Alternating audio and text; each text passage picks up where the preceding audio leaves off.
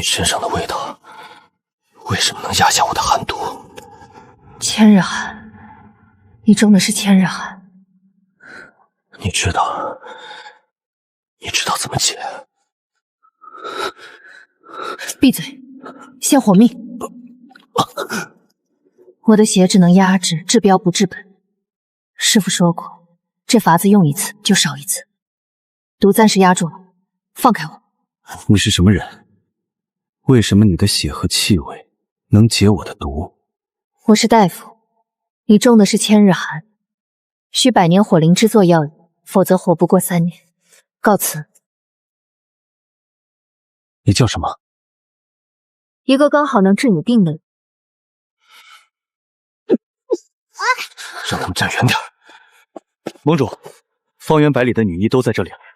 您说的那个气味，属下实在分辨不出。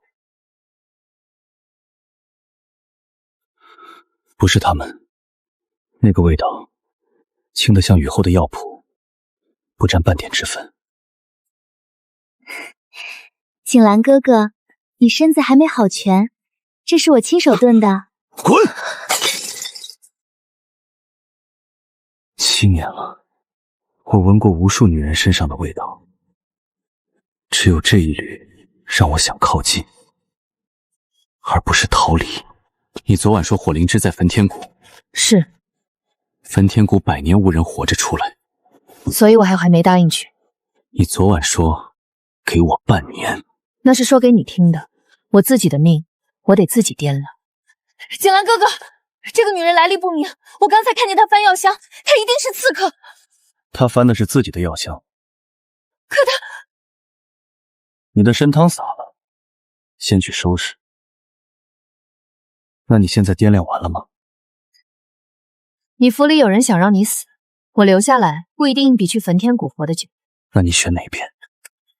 我选焚天谷，但你得答应我一件事。说。我从焚天谷回来之前，你府里那个孩子，你弟弟，别让他吃任何人给的点心。你什么意思？苏小姐，你袖口的桂花粉降到参汤晚盐了，下次擦干点。你是新来的大夫吗？我肚子好疼。你今晚吃了什么？念芷姐姐给的桂花糕，可甜了，她让我多吃一块。诗安，你信我吗？好，我现在抱你去找你哥哥，你在我怀里睡一觉，醒来就不疼。诗安，你别碰他，你身上寒毒余脉未清，碰了他你俩一起倒。他怎么了？寒骨散，入体2个时辰，借桂花香渗血，专门引动寒毒。谁给他吃的桂花糕，谁就是冲你来的。他才4岁，他不关心年纪，他只关心你倒不倒。拿温水化开，喂他，一勺一勺喂，别急。你确定他撑得住？我刚才给他撒了护心散，暂时压住了。你喂完这包药，他半个时辰内退清。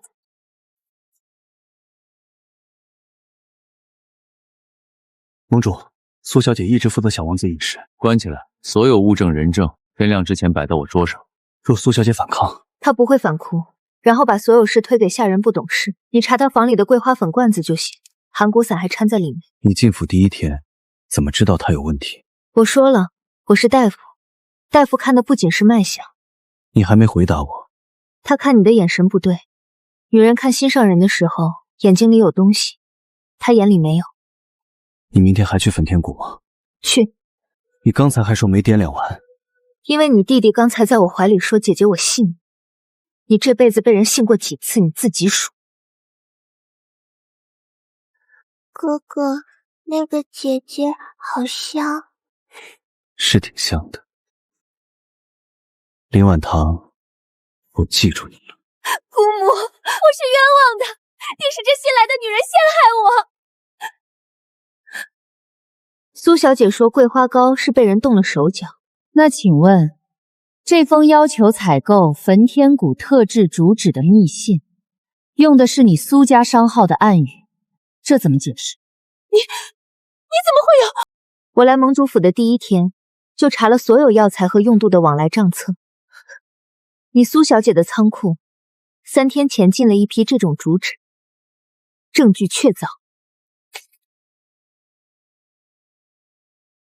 苏念芷，你为一己私欲，谋害盟主府嫡系血脉，罪无可赦。即日起，逐出盟主府，永不得踏入半步。你早有准备。我说了，我是大夫，不留一手，怎么死的都不知道。焚天谷，我会去的，你只需守好盟主府，等我回来。林婉航，你究竟是谁？我厌恶天下女人的气味，却唯独贪恋这一缕药香。待着别动。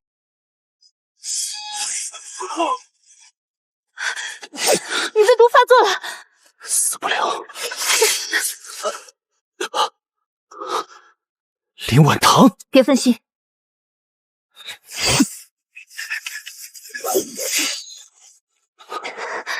张嘴。你的医术。别说话，真气逆行，我帮你护住心脉。你的手。体外伤。方才你推开我，不要命了。你死了，谁给我火灵芝的报酬？他明明是为了救我。焚天谷内瘴气弥漫，还有异兽看守火灵芝，100年来无人活着出来。我若死在里面，你便替我带石安离开盟主府。你倒是会安排后事。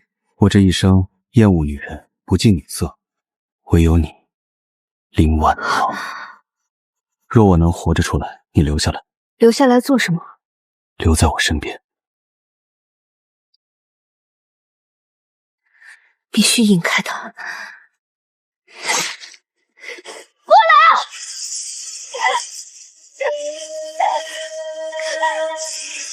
走。小金人，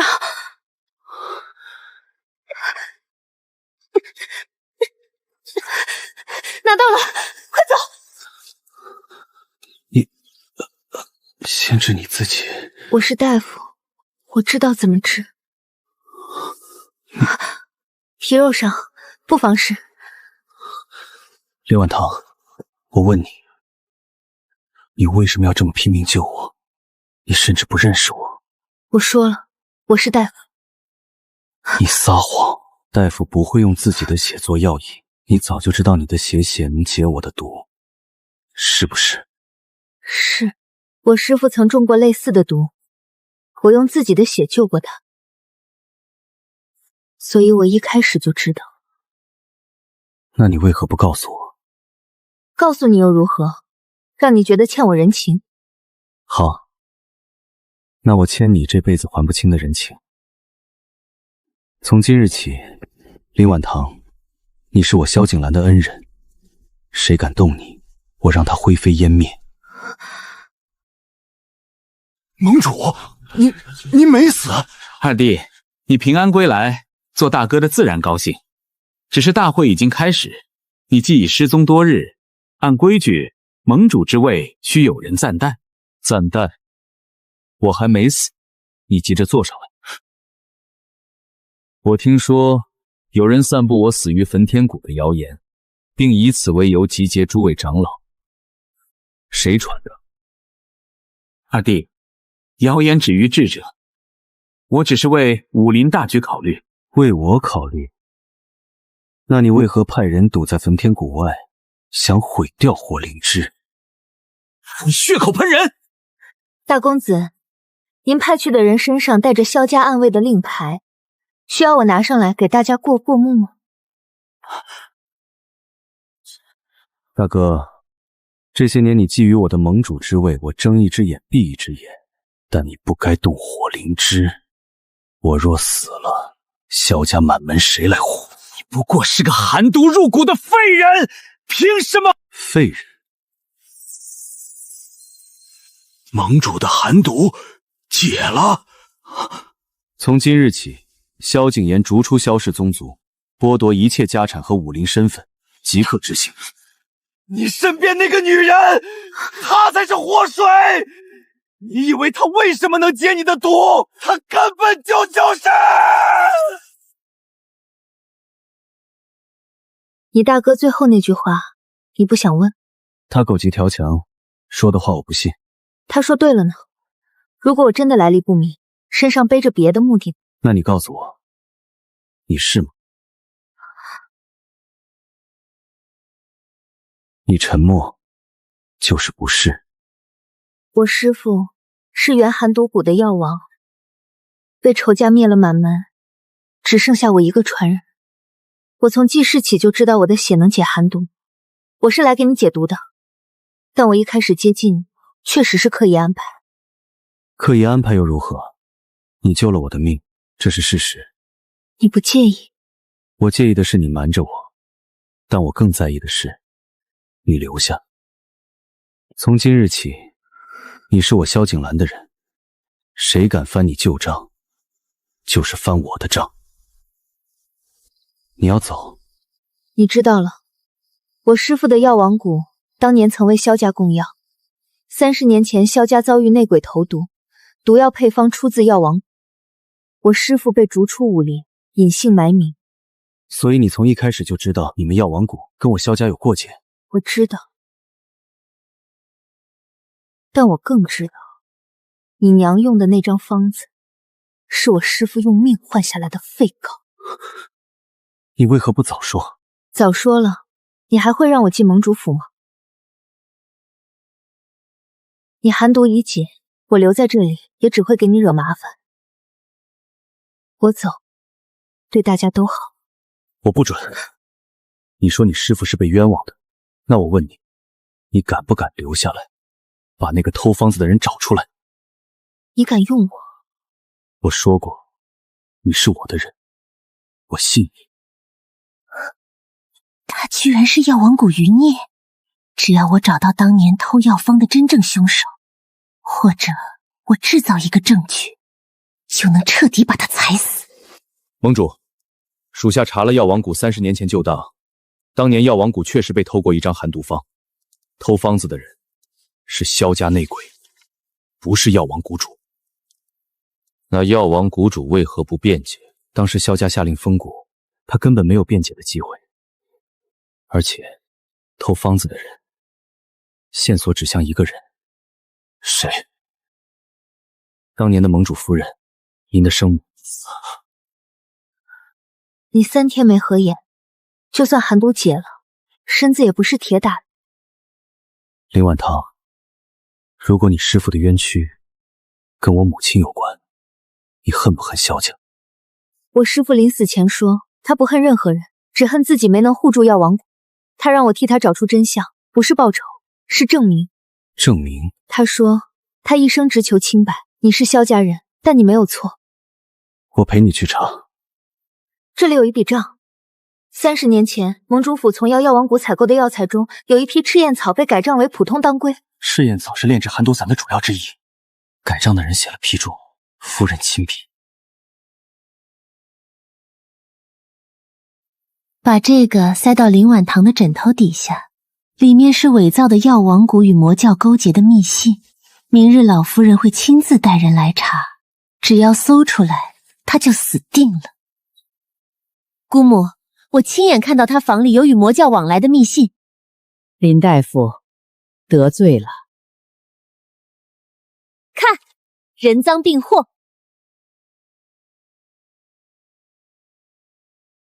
念之，你方才说密信在枕头下面。对，我亲眼。那封信是我今早放进去的。你让人偷我书房里的旧信，又伪造了一封魔教密信。那封密信上用的墨是3个月前新出的桂香墨，而你房中恰好搜出同款墨条。念之，你竟敢诬陷盟主府的大夫！姑母，来人，把苏念之关入后山禁地，没有我的命令，不准踏出半步。你就是那个能解寒毒的血医，把你的血交出来，我留萧景兰一条命。做你的春秋大梦。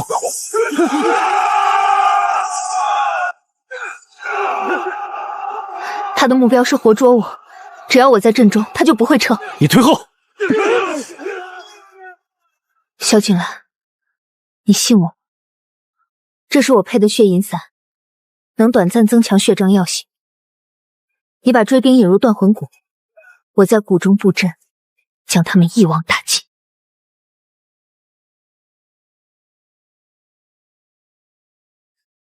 小丫头，你跑不掉了。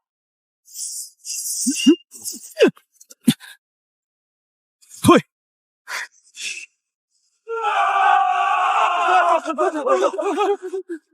捆仙阵，你中计了。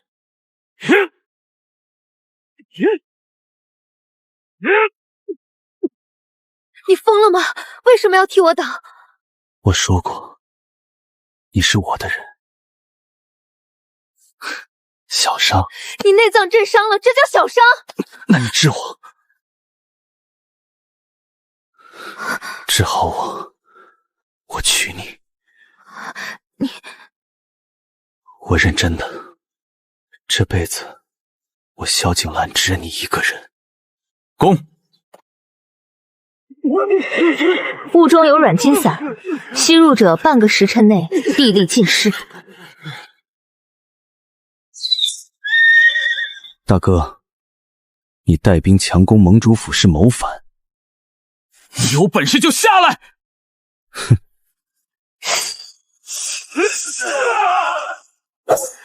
凭什么？凭什么老爷子把盟主之位传给你？就因为你是嫡出。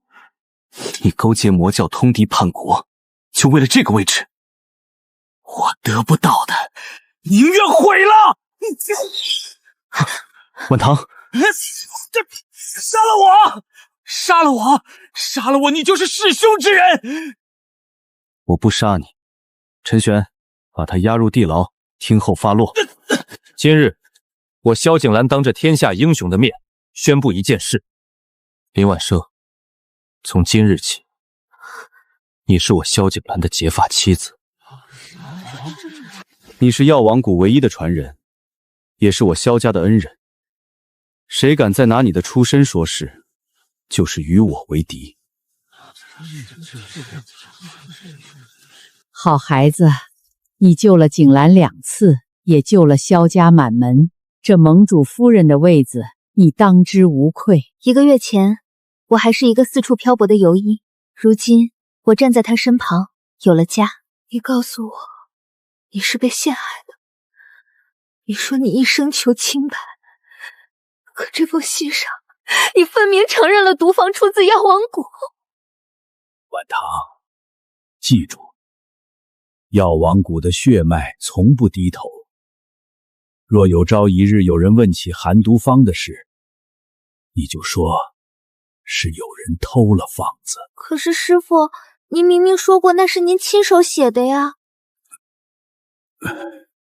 有些债背在身上就行了，不要传给你。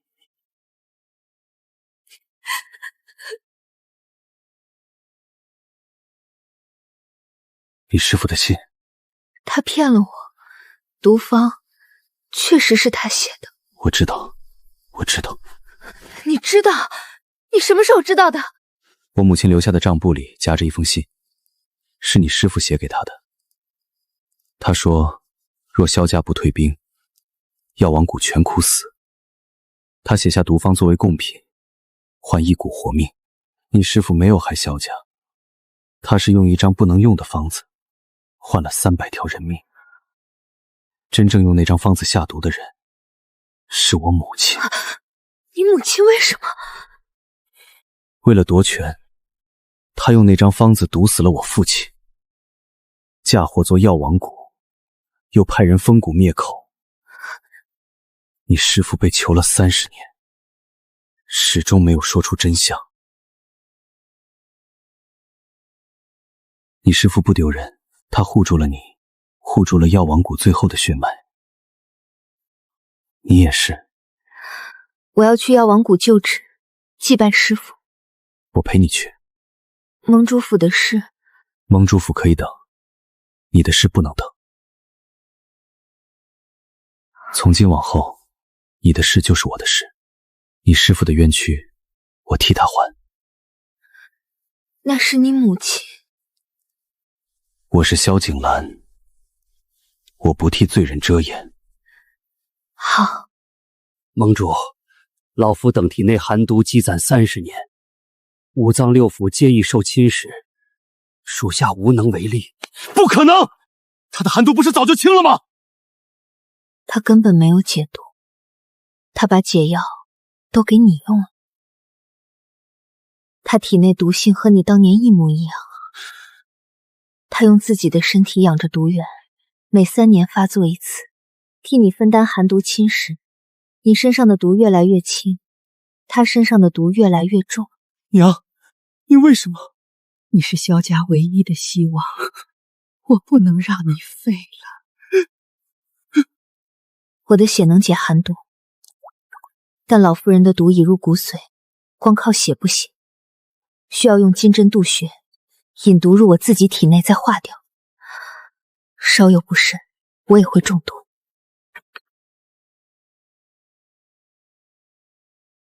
你要做什么？渡毒。不行，她是你娘，也是萧家唯一一个愿意用命护你的人。我既然能做，就必须做。万堂，别说话，护住我心脉。孩子，别用你的命换我的。我来药王谷，就是为了还你萧家一个清白。你师父当年把毒方交给我时，他说了一句话。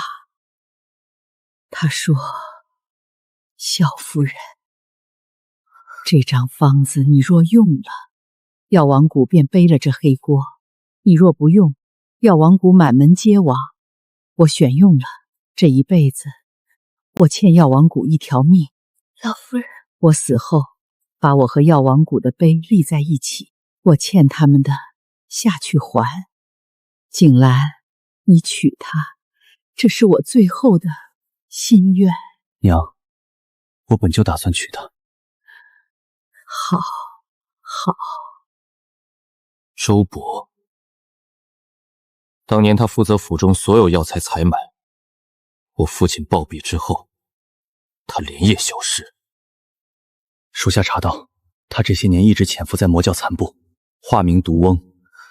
大公子被劫，就是他的手笔。他要萧景天做什么？萧景天是我萧家最后一条血脉旁支。若我死了，萧景琰就是名正言顺的继任者。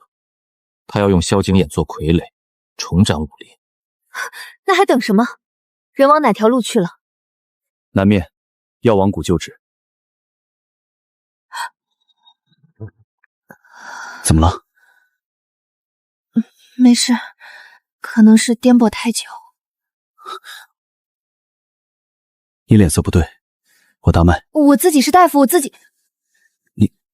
你有了身孕？什么？1个月有余，我竟没察觉。你不能再赶路了。可是药王谷，我去。你恢复养胎。我不回去。那是我师父的坟，我必须去。而且，你让我一个人在府里等着，我不放心。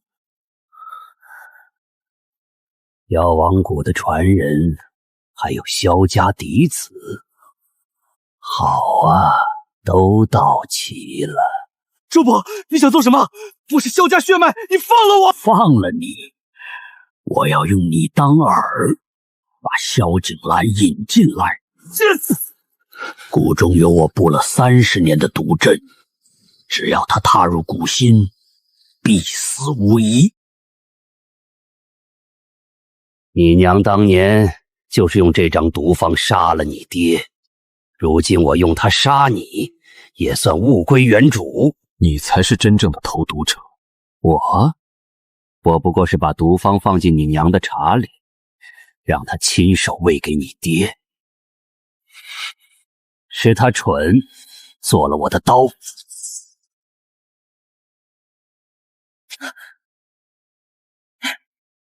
师傅留下的解毒方子果然有用。周伯只拿到了毒方的一半，另一半留在了药王谷的密道里。萧景兰，你再往前一步，我杀了你大哥！你杀他与我何干？他背叛过我。他是你亲大哥，你冷血到这个地步！二弟，别管我，他利用我，只是为了夺你的盟主之位。我不是你的对手，但我终究姓萧。杀了他！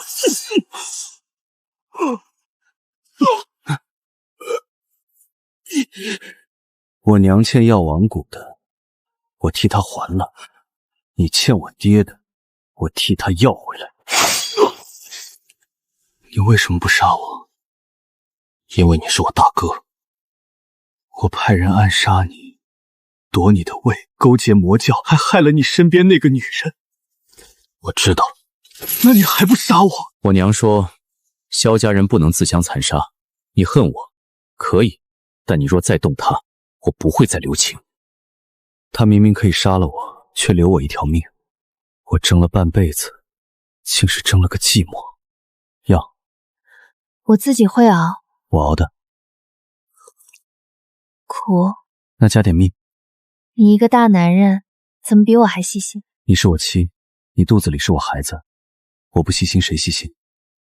萧景兰，你真的不介意我师父的事？你师父用毒方换全谷性命是义，我娘用毒方杀人是罪。我从没把他们的账算到你头上。那如果我师父当年真的为了自保投了毒呢？那你也是你。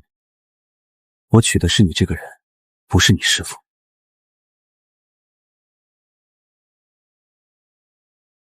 二弟，我想好了，边疆流放，我自愿去。你去了那边，活不活得过3年都难说。活不过，那是我的命。活着过，我再回来，看你当个好盟主。老大，活着回来。娘，对不起。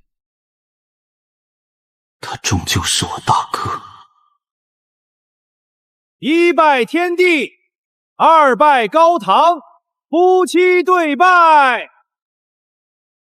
林婉堂，我萧景兰在此立誓，若负你，天诛地灭，魂飞魄散。说你也愿意。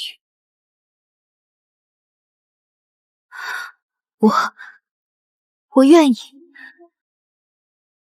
山呼海啸要满堂。萧景兰，你5岁时，萧老盟主与先帝定下婚约，你与北境燕家嫡女结为夫妻，婚书在此，先帝亲笔为证。我从未听说过这门亲事。你当时年幼，不记得也正常。婚书一直由燕家保管，如今燕家与约而来，你却已另娶他人，你这是违抗先帝旨意。盟主，这可非同小可。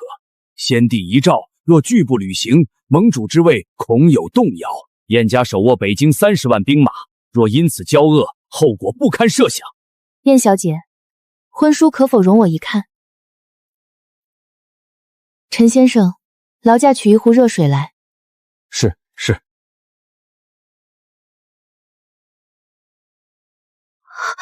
燕小姐，这封蜡是年内新封的，30年前的蜡不会裂得这么齐结。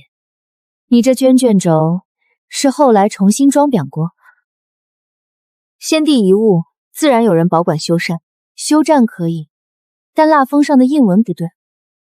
先帝年号章在30年前用的是永和，这上面的章是永安，永和是30年，永安是5年前。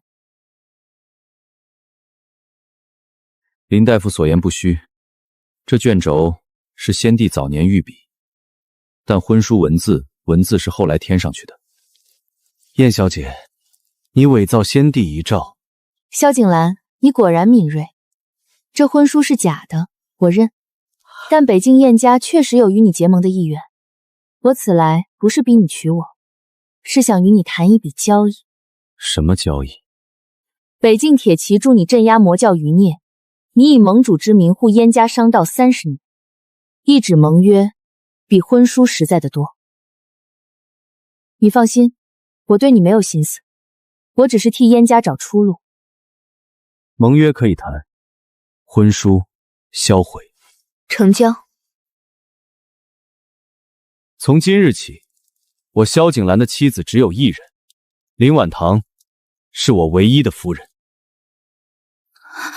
师父早就留下了证据，他一直都知道火灵芝能证明药王谷的清白，所以他让我去焚天谷，不只是为了救萧景兰，也是为了替药王谷翻案。你果然会来，你认识我师父。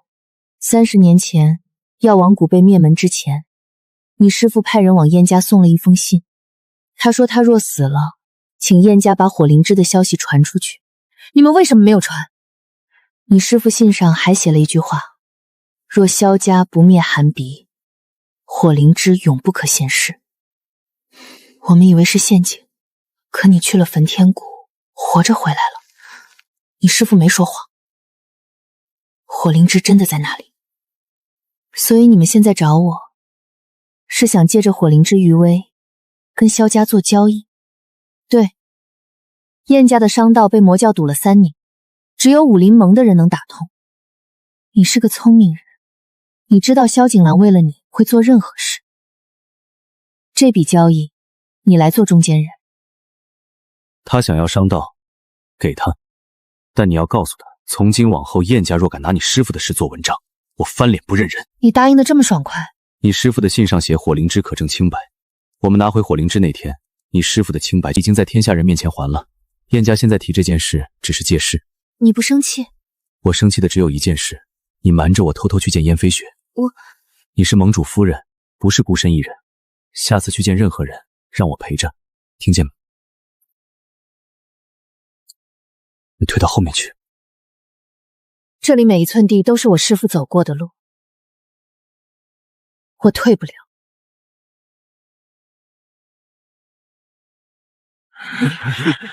周伯的仇，今日用你药王谷的血来还！想动他的坟，先问我的剑。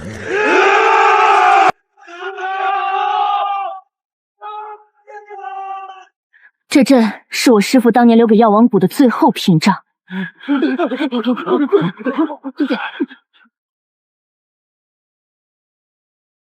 你们以为周伯布的是杀阵，其实那阵早就被我改了。贱人！谁准你碰他？师父，药王谷的仇我报了。您教我的医术，我用来救了很多人，您没有白教我。你师父如果还在，会以你为荣。是吗？他让你找火灵芝证清白，你找到了；他让你活着，你活着；他让你传药王谷的医术，你正在传。你做到了所有他希望你做的事。可我再也见不到他。你见他了，在这风里，在这药味里，在你手上的每一道伤疤里。盟主，药王堂乃丹药毒术之流，与正道武林格格不入。你中了寒毒，谁给你解的？你手下弟子受了内伤，谁给你配的药？药王谷传人在此，你告诉我药王堂格格不入。诸位前辈，药王堂不炼毒，不治蛊，只做2件事：种药救人。盟主府的伤药今后统一由药王堂供应，各位若有需要，药王堂的药材7折供售。7折？对，前提是药王堂的医师在各派行走时，各部不得阻拦，不得刁难。你怀着孕蹲在这里做什么？种药，药王堂总要有个像样的药口。我让人给你见。你建你的盟主府，我中我的药，各干各的。你干嘛？你种的药，我来培土。堂堂盟主亲自下地除土，传出去像什么话？像话，像我萧景兰护老婆的样子。你今天在大会上说药王堂的事，长老们虽然应了，但心里不一定服气。服不服气是他们的本事。你种你的药，救你的人，假以时日，他们离了你活不了，自然就服气了。你对我这么有信心？我对我自己选的人有信心。早点睡，明天还要去药铺。你也是。林婉堂，你是我这辈子做过最对的决定。谁派你来的？你杀了周伯，教主不会放过你。那个女人和她肚子里的野种都要给周伯陪葬。野种？你再说一遍。你杀了我，还有人来。教主已经下了诛杀令，武林盟主一家一个不留。陈玄，带下去审。天亮之前，我要知道他们老巢在哪儿。抓到了。小角色，他们教主没来，所以还有后手。你怕不怕？怕他们伤到孩子。我不会让他们碰到你一根头发。我知道，但你不能一个人扛。我是药王堂的堂主，不是养在深闺的花瓶。你当然不是花瓶，你是这个家里最锋利的那把刀，但刀也要入鞘养一养。等孩子生下来，你再跟我并肩，行不行？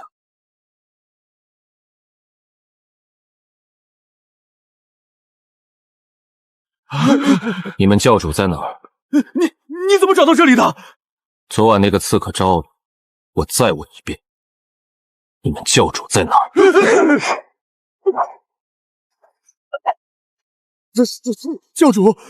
教主已经不在这里了，他去了北京，他要联合北京外族反攻。陈玄收网，传令北京各关隘，看到魔教教主，格杀勿论。得令。你怎么进来了？出去！我哪儿也不去，你用力，我在这陪你。你一个男人进产房晦气！我的妻子，我的孩子，没有晦气，你给我好好撑住。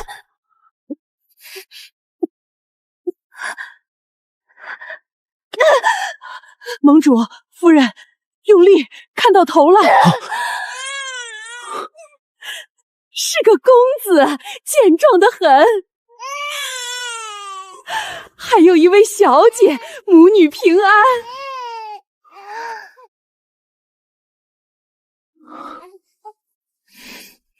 婉堂，你看，他们都像你。像你才对，你鼻子那么高。你哭了？没有。你肩膀在抖。风大。萧景兰，你有儿子了，也有女儿了，别哭了。我高兴。魔教教主联合北京外子消息，还是等夫人坐完月子再说吧。我3日后出发。我跟你一起去。你刚生完孩子，连床都下不了。我可以带着孩子一起。药王堂的医者我也能调。婉堂，你在府里就是最大的后盾。药王堂的人你调过去，前线伤药你统一调度。我不需要你上战场，我需要你在后方。那你答应我一件事。你说。活着回来。我答应你。我走后，府中一切事务听夫人调令。陈玄，你留下。盟主，属下请战。你留下替我看着他，他少一根头发，我唯你是问。是。陈玄，北境前线的伤药还缺多少？夫人，止血散缺了30%，退药汤缺了1半。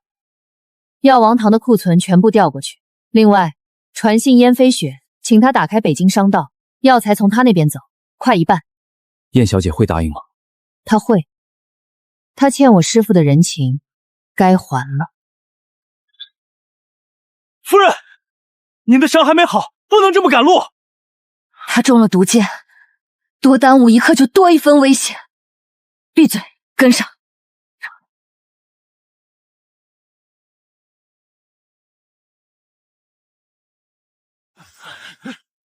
就是他，教主要活口。哼！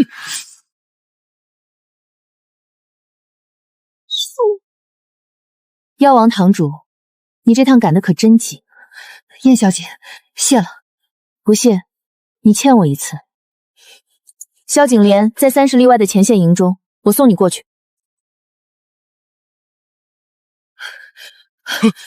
多久了？3个时辰了。盟主用内力强压了毒，但毒已经入了心脉。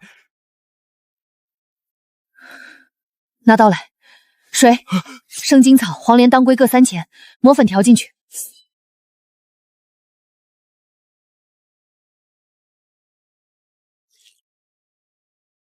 婉芳，别说话，毒轻了，但伤还没好。你怎么来了？孩子，孩子有娘看着，我来看你死没死。你又放血？我是大夫，放点血死不了人。你去，你一个人？药王堂有30名医者，陈玄有100名护卫。燕飞雪的北境铁骑可以截断他后路，我只要把他引到药王谷，毒阵就能困住他。那是魔教教主，不是街头混混。我是药王谷传人，他那点毒术，在我面前不值一提。你活着回来，我答应过你的事，一定会做到。你确定他会来？他想要的不是盟主府，他想要的是当年我师父留下的那本药王毒经。他以为那本书在谷中，我让人放出风声，说毒经埋在师父坟下，够狠，拿自己师父的坟做饵。师父若还在，也会这么做。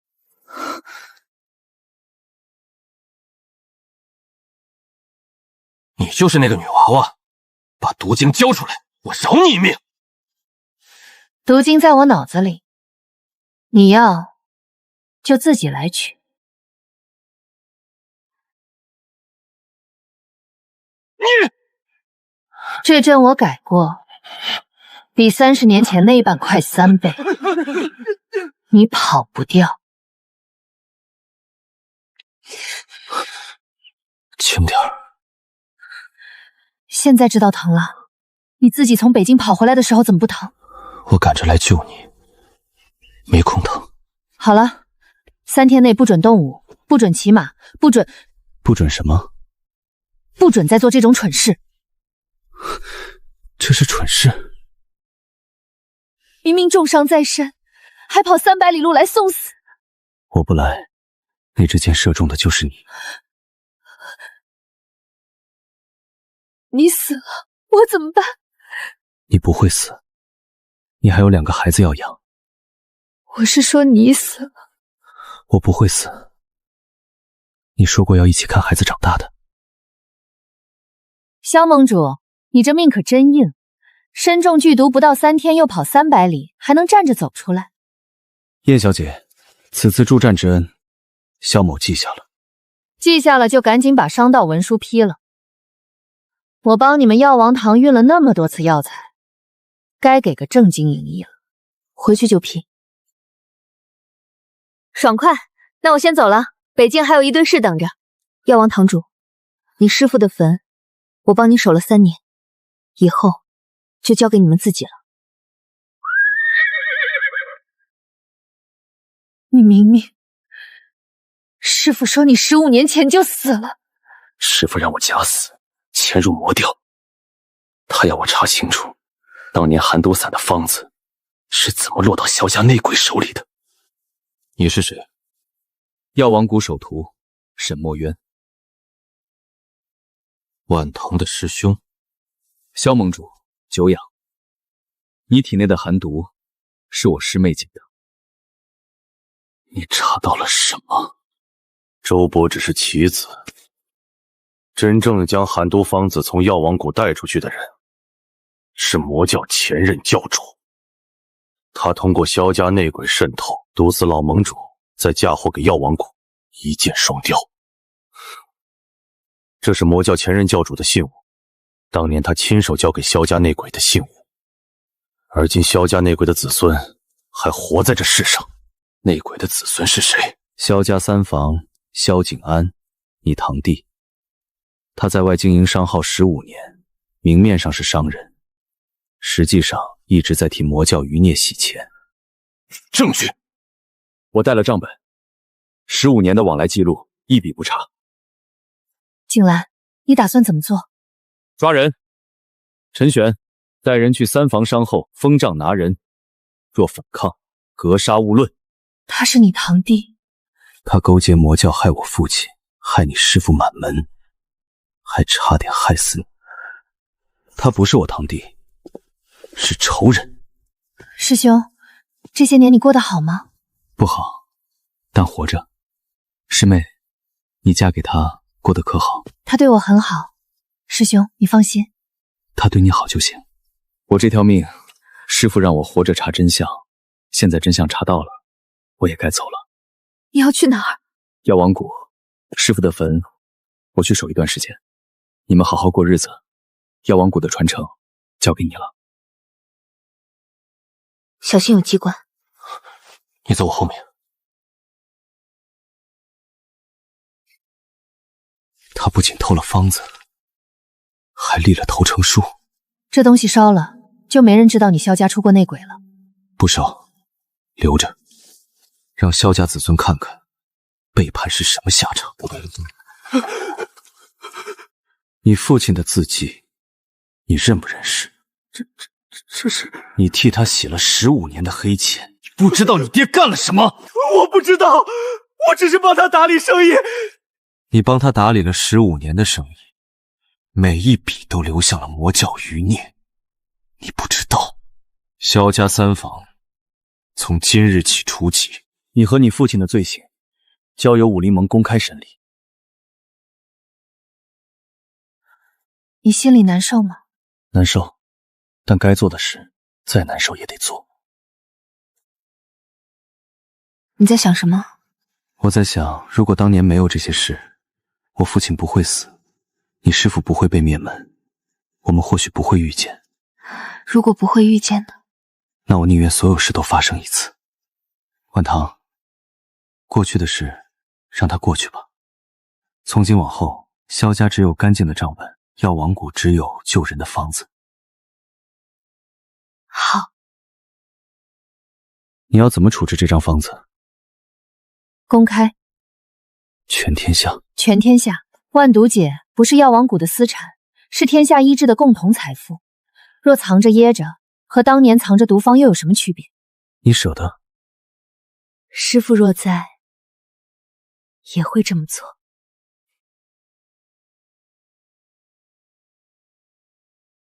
好，那就在武林大坏会上公开。这张方子是药王谷初代谷主留下的，能解世间已知的大部分奇毒。今日我在此公开，不分门派，不分嫡血，凡行医者皆可抄录。林堂主大义，在下代全派弟子谢过。不必谢，我只一个要求，用了这张方子救人的人，莫要把它变成杀人的刀。我还没抄完。明天再抄。你从早站到晚，不累吗？累，但是高兴。景兰，我今天第一次觉得药王谷的名号不再是污名了。本来就是清名，只是被人污了30年。今天你亲手把它洗干净了。你干嘛？抱你上床睡觉。我自己能走。你是我老婆，我不能抱。你今天话真多。只对你话多。萧盟主没来，他来了，你就不会说实话了。够直接，说吧，你要问什么？你要我师父的万毒解原版。谁告诉你的？你不用管谁告诉我的，我只要一句实话。你要那原版做什么？我爹中了蛊毒，北境最好的大夫都看过了，说只有万毒解的原版方子上有一味药引，抄本上没有写。我没有退路了，你早可以跟我说，我跟你交情没那么深，我怕你不给。你助我守药王谷，替我运药材，帮我截杀魔教残部，就为了那张方子？对，你不高兴？我高兴，因为这说明你还有人性。原版方子的拓片我带了一份，那味药引是千年雪莲的根须，不是花。你回去照着配，3日见效。你就这样给我了？药王谷的方子本来就是救人的。林婉堂，你这人，我欠你一个大人情。他若有下次，我不会再让他踏入盟主府一步。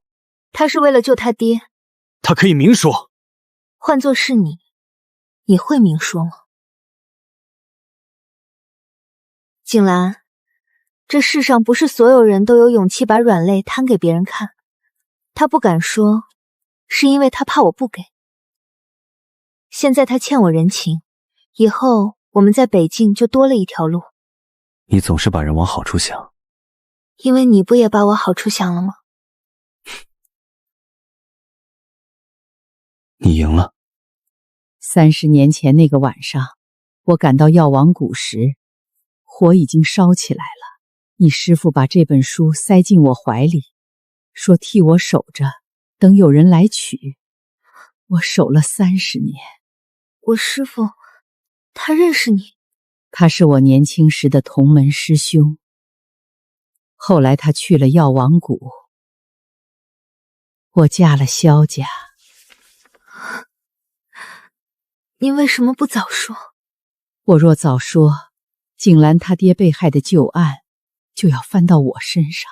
我虽然没害他，但我拿走了药王谷的书，萧家灭门的流言就洗不清。娘，您这30年在替药王谷守书，也在替萧家守秘密，您辛苦了。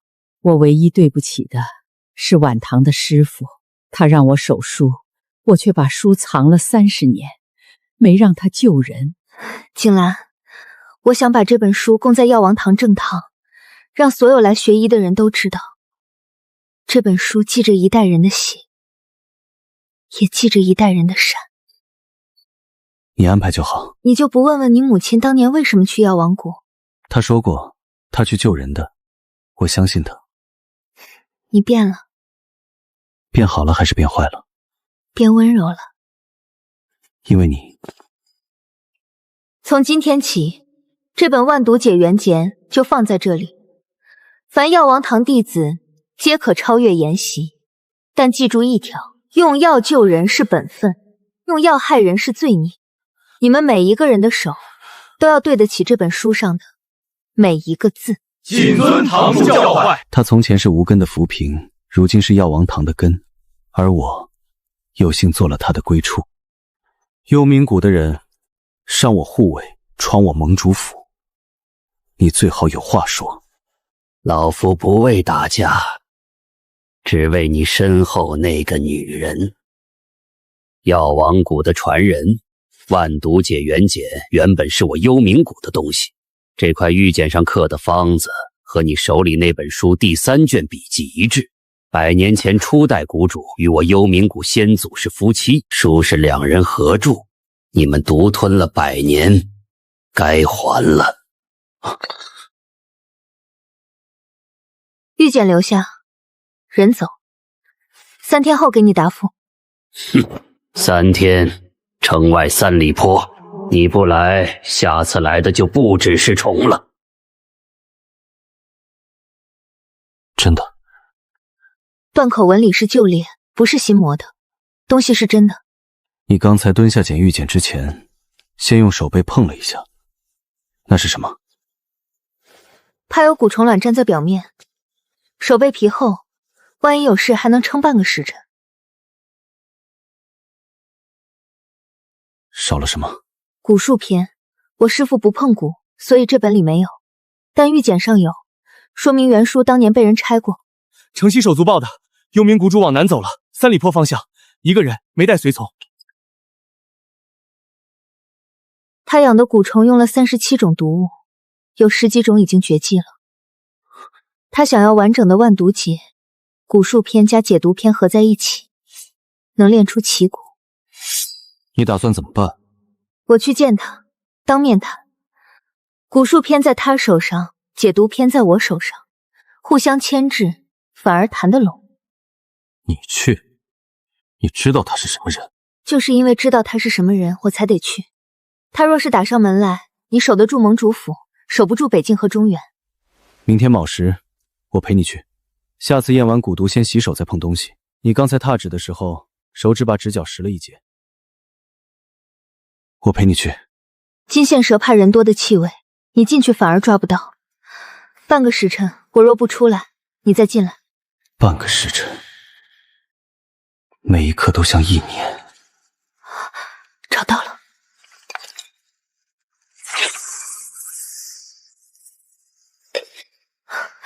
一条不够，至少要3条。我知道你听得懂药味，我只要你3滴毒液，不伤你性命。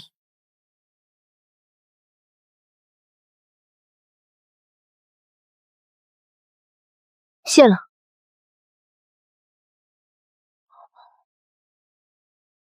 你撒谎，你跟我师父根本不熟。你若真是他兄长，怎么会不知道他从小就有的那颗朱砂痣？你只是拿着那半块玉简，冒充药王谷后人。小丫头嘴硬，你师父当年确实带着书跑了，我是他亲兄长，这没错，他不认我是他的事儿。他为什么不认你？因为你用蛊术害人，他阻止不了你，才带着万毒解离开，是为了不让你把解毒的法子跟你害人的法子同时握在手里。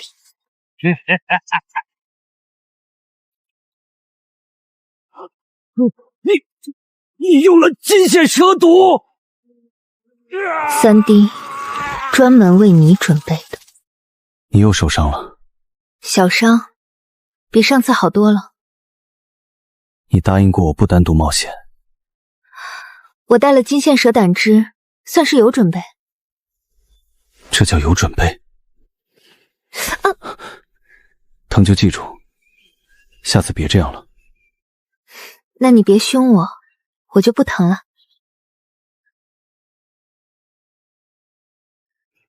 回家。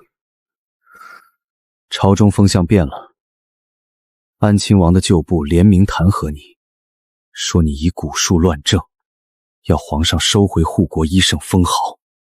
他们动不了医术，就动名声。我查过了，领头的御史是安亲王的旧部，他手里捏着一份证据，说我娘当年灭药王谷的旧案要翻出来。翻旧账？那我们就翻到底，让你娘亲自上书自陈当年之事，我师父的遗书也一并呈上去，清白摆到明面上，看谁还敢翻。你比我狠。我治的是病，你治的是人。人病了，得用猛药。地牢在东侧第3间石屋下，我查过地图，入口机关在水井底下。你下去，我在上面接应。好。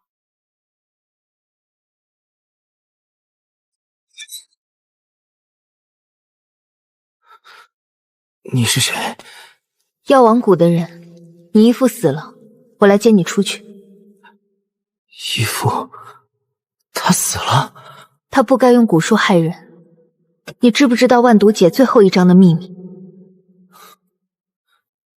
我知道，义父说那章是我亲生父亲留下的，那密室只有我的血能开。你愿意跟我走吗？我愿意。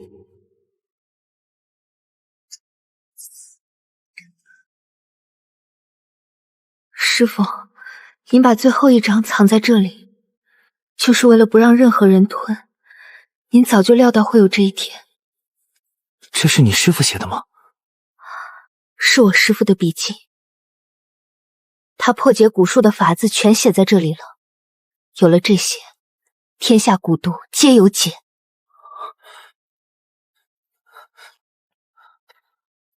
这孩子怎么办？带回去，他血脉特殊，若没人管，迟早被其他势力利用。姐姐，我跟着你学医行吗？行，但你要答应我，永远不用蛊术害人。我义父教的蛊术，我一样都没学过。我爹说过，药王蛊的根在救人，不在害人。好，是隔代蛊。幽冥蛊主1个月前就下了蛊，蛊卵藏在水源中，遇热则发。1个月前，他那时候还没来盟主府。他派了人提前潜入。景兰，这蛊发作极快，快去拿金针、生半夏、乌头、青盐来。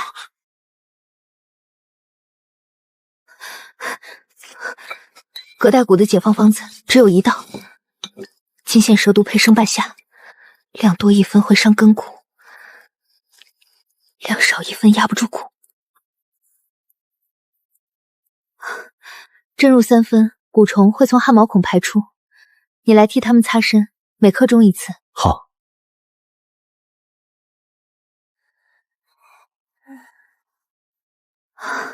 他们没事了？没事了，蛊毒轻了。你也去歇会儿。我不累。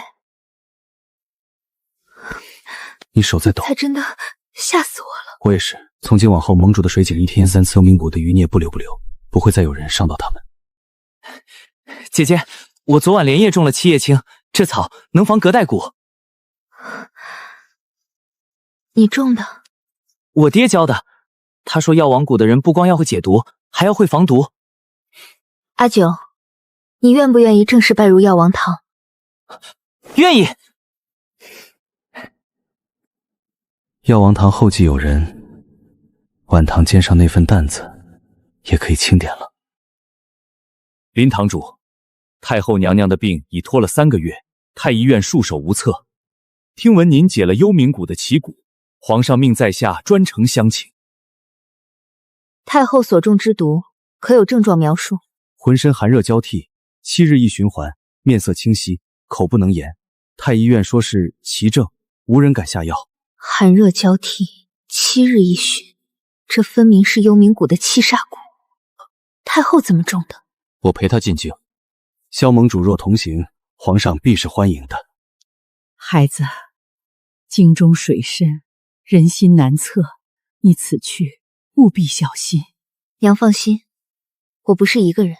盟主，府中事务属下会打理好。药王堂那边，阿九每日跟着先父学医，一切妥当。北京商道若有异动，飞鸽传书。是。若府中有人染疾症，用青方；若有蛊毒迹象，用赤方。阿九认得这些方子。夫人放心。副主马车，谁派你们来的？药王堂的人不该进京。走。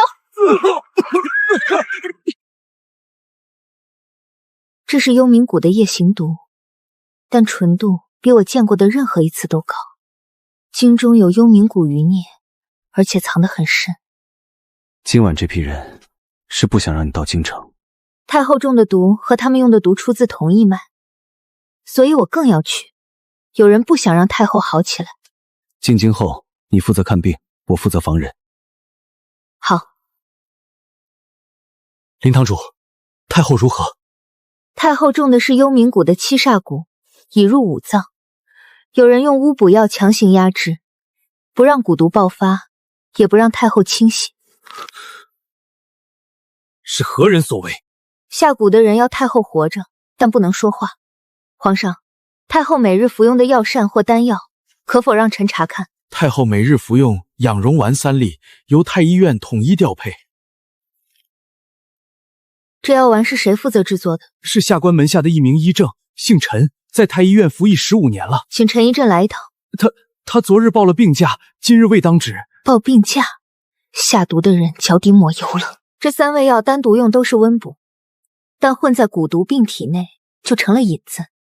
每天喂太后3粒，等于每天给蛊虫喂食，7日一个循环，永远醒不过来。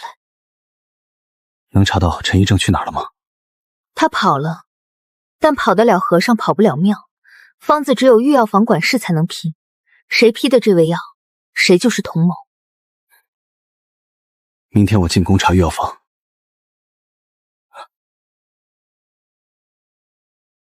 这批北通黄的批条上签的是你的名。萧盟主，这是陈医正拿着太医院的手令来领的，下官只是照章办事。手令在哪儿？陈医正取走了，没有存档。那北批底后是何时入库的？用量几何？剩下的在哪里？3个月前入库，用了大半，剩下的在库房深处。带路。陈玄查了安亲王近年的账目，他跟幽冥谷旧部有6笔大额银钱往来，前4笔在幽冥谷主死之前，后2笔在幽冥谷主死后。他养着幽冥谷余孽？不止，安亲王这些年一直在拉拢边军将领，动作不小。若太后此时驾崩，年幼太子登基，他摄政名正言顺。所以太后必须半死不活，不能醒，也不能死。他要用太后的病体做挡箭牌。你有办法引他出来吗？有。明天去给太后施针，放出消息，太后有转醒迹象。母后有反应了。太后体内的蛊毒已被压制，若再施针3日，有望转醒。不能让他醒，3日之内必须动手。药王堂主，你本不该来京城。安亲王，太后是你的亲姑母。她不死，我永远只是亲王；她死了，我就是摄政王。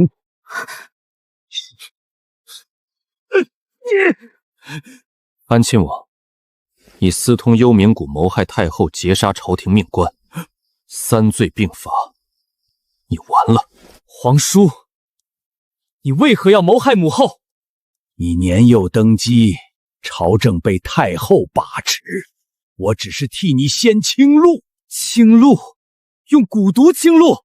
他不死，你就永远是个傀儡。安亲王，萧诀圈禁，永不赦免。拖下去！你别得意，幽冥谷的根远比你想象的深。30年前药王谷大火那晚，你师父托人送了一封信进宫，说他自知药王谷保不住，但他不能死，他要去南疆找一味能解天下奇毒的药引，找到了再回来。他没死。信上最后一句是替我看着晚唐，若我回不来，让他活下去。那封信还在吗？安亲王抄家时应该在他府中，他当年截下了所有药王谷送入宫的信件。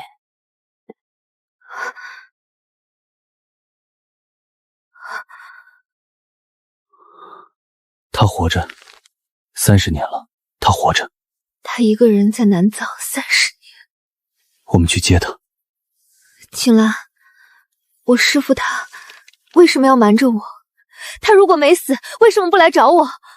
他信上写了去南疆找9转还魂草，他可能在找草的时候出了意外，被什么困住了。我要去南疆。我知道。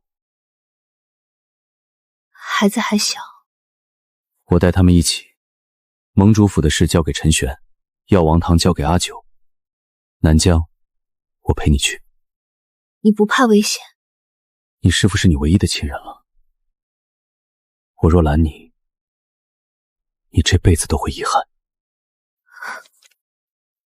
你师父当年替我先父挡过一刀，我这辈子欠他一条命。你此去南疆，带着朕的令牌，南疆各州府见令如见朕。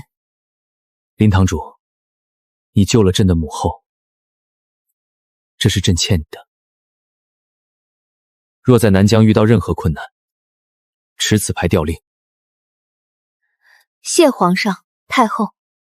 30年前，确有一个中原男人来过，带着一个女娃娃住了1年。后来他独自走了，女娃娃不知去向。他可曾留下什么？后山有间木屋，是他住的。这些年没人敢动他的东西。这是我的生辰，他刻的。你师父把你从南疆带回中原，是你的身世与南疆有关。可我师父从来没提过，他教我心法，传我医术，却唯独不告诉我从哪儿来。木屋里会不会还有别的线索？我找找。晚唐亲戚，若你读到封媳妇已不在人世，你的亲生母亲是南疆银月寨寨主之女，死于30年前的一场蛊祸。我救下你时，答应他把你带出南疆。景兰，我知道我娘在哪儿了。我陪你去。娘，我来看你了。我不知道您的名字，也不知道您长什么样子，但师父守了我30年，让我活得好好的。您放心，他终于有了来处，我会好好过下去。而我是他的归处。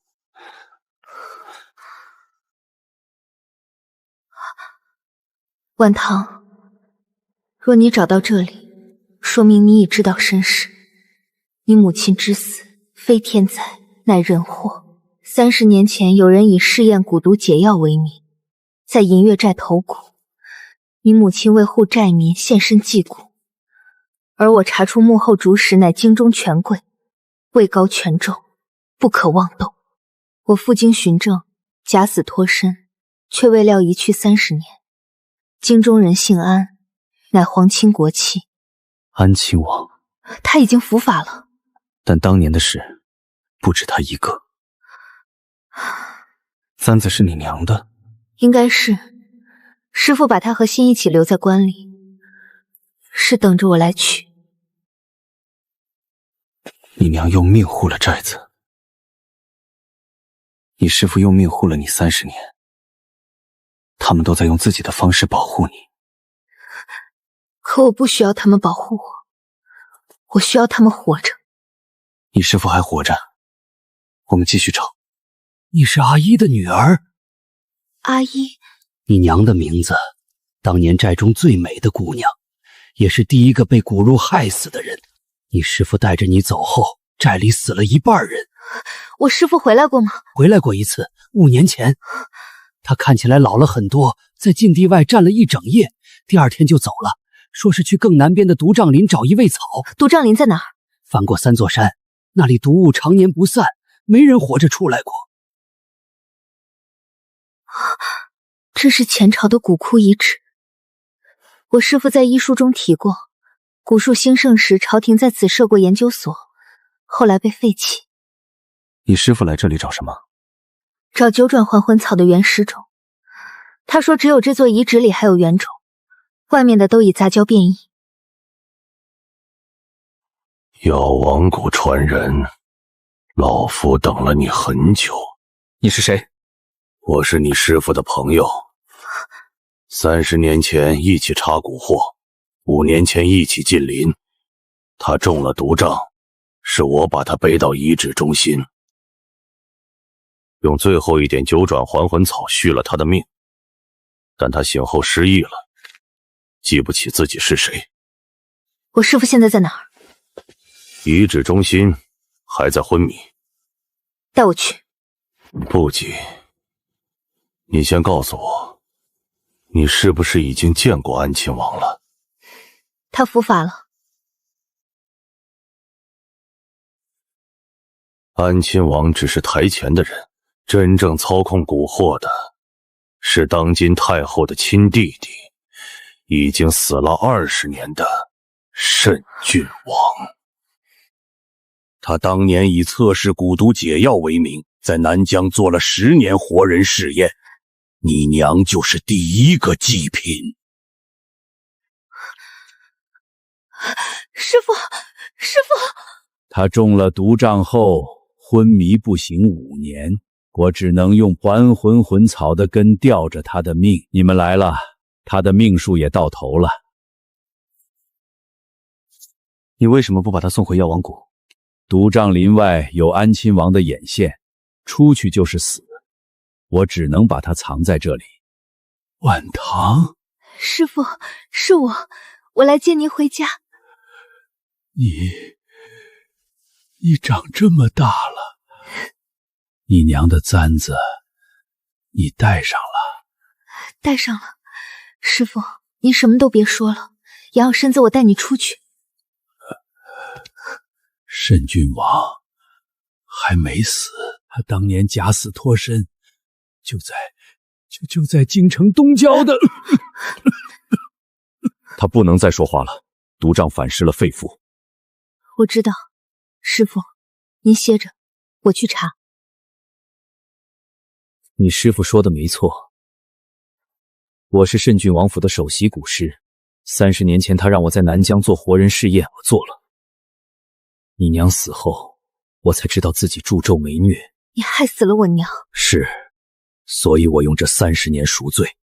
你师父来南疆寻药，是我引他入林，他中了毒瘴，是我用命护他5年。我这半张脸是替他吸出瘴毒时烂掉的。赎罪不是理由，但功过可以相抵。慎郡王在哪？京城东郊龙华寺，他假扮僧人藏了20年。寺中地宫是他操控蛊惑的老巢，安亲王用的每一批蛊毒都从那里流出。晚唐，师父对不起你，把你从南疆带走，却没告诉你娘怎么死的。您把我养大了，教我医术，让我活成了人样，我不怪你。你娘临死前把银簪交给我，说让这孩子替我看完我没看到的好日子。现在你有了丈夫，有了孩子，师父终于可以闭眼了。不许闭眼！您还要回药王堂，还要叫阿九认药，还要看我2个孩子长大。您欠我30年，都得补回来。好，师父不死，陪你好好活。你师父醒了，面具人也交代了，下一步去京城，去龙华寺。慎郡王必须伏法，否则南疆蛊惑的账永远算不清。我陪你。你总是这3个字，因为这3个字永远管用。30年前，你娘的血混进了我的蛊池，坏了我的大计。30年后，他的女儿又来坏我的事。药王谷的人为什么总是阴魂不散？因为你作恶30年。哼，今天我来了，你欠的账该还了。区区解阵就想破我30年养成的蛊母？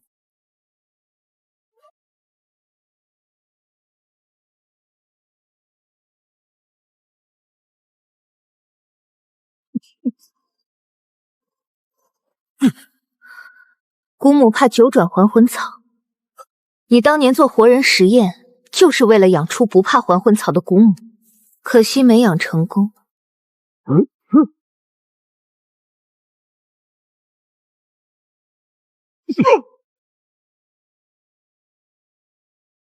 慎郡王，你服罪了。你为什么要害我娘？他发现了我的试验，想去告发，他不死，我死得更快。你就为了这个，让整个银月斋陪葬？成大事者不拘小节。药王堂主，你赢了我，但你赢不了人心。这天下想用蛊术杀人的人，不止我一个。别听他废话，带他进宫，让皇上定夺。住手！你们来晚了，这些卷宗烧完，慎郡王30年的罪孽就查无治正。你到底是什么人？我是他同父异母的弟弟，他在南疆做活人试验，是我替他望的风。你娘死那天，是我封住了银月寨的出口，我替他藏了30年证据，今天就要替他毁掉。你们拦不住我。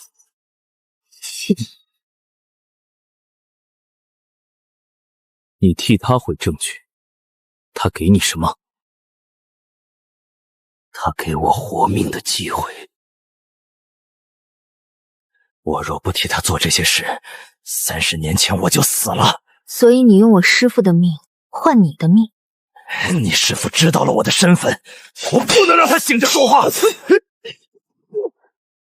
你输了。晚唐，您被人下了失忆散，药效刚解。师傅，没事了，都结束了。你一直在骗我，我若不骗你，你早就把我供出去了。你替我吸丈毒的恩情是真的，你保我5年命也是真的，恩怨两清，你去吧。但慎郡王的罪证不能烧。30年没见太阳了，还挺刺眼。以后您天天都能见。你2个孩子呢？在寨子里，老夫人看着。那我得赶紧回去看外孙。那人你打算怎么办？交给朝廷。他烧了部分证据，但慎郡王本人已经抓到了，罪证够用。你放过他吧。他替我师父挡了5年命，恩怨两清，以后再见就是陌路。出事了，送往川蜀分堂的第一批药材，在剑南关外被劫了。被劫？谁干的？押车的人全被杀了，货被烧了大半。现场留下这个。查，天亮之前我要知道是谁干的。已经在查了，但川蜀那边赵青岩传信来，说药材被劫后，当地药价暴涨了30%。有人在趁火打落劫。我让陈玄查了剑门关附近的药商记录，3天前，川蜀王家商号有一批货从剑门关过，押车人数比往常多了1倍。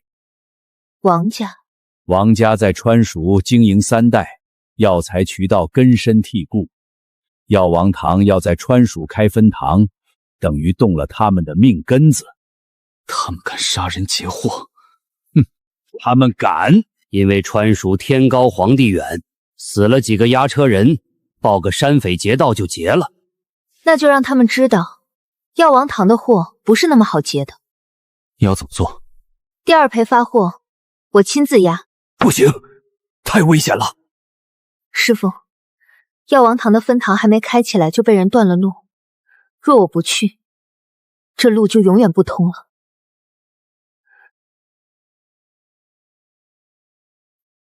你不能一个人去。我不是一个人，我带了药王堂的人，还带了盟主府的暗卫。那是王家3代药商，根深叶茂，他们敢杀1次押车人，就敢杀第2次。所以我去，不是去送货，是去立规矩。药王堂的货，谁动谁死。我陪你走一趟。你走了盟主府怎么办？陈玄看着。婉航，你上次答应过我，不一个人扛。好，一起走。林堂主，时辰到了。今日丰盛，本该喜庆，但出发前，我药王往唐川蜀送的第1批药材，在剑门关被人劫了，押车人5死1伤。这坛我今天先不拜，等我查明真相，把凶手绳之以法，再来还愿。林堂主，你连圣坛都不拜，是不把皇上放在眼里吗？我拜的是天下病人，病人没药吃，我拜100座坛也没用。他这一步走得险，但走对了。药王堂的名声不是靠坛子撑起来的。姑珠姐，这是师父让我给你的9转还魂草晒干的根须，磨成粉了，万一遇到什么毒，能挡一挡。阿九，你留总堂帮我看着师傅，有急事飞鸽传书。我知道，你路上小心。太安静了，虫鸣都没有。前面有埋伏。不止埋伏，官道两旁的树有3棵是刚被砍倒又立起来的，树后面藏了人。那就不走了，原地扎营，等天亮。你往后撤，我带人去探。不用探，他们既然敢劫1次，就敢劫第2次。我送他们一份礼。这是什么？师父配的道行散，沾上的人3刻钟内浑身发痒，手软脚软。他们想劫货，先过这道关。谁派你们来的？王掌柜。王家怎么知道我们走哪条路？药材出发的路线，除了总堂那旁的人，没人知道。有人递了信。谁递的信？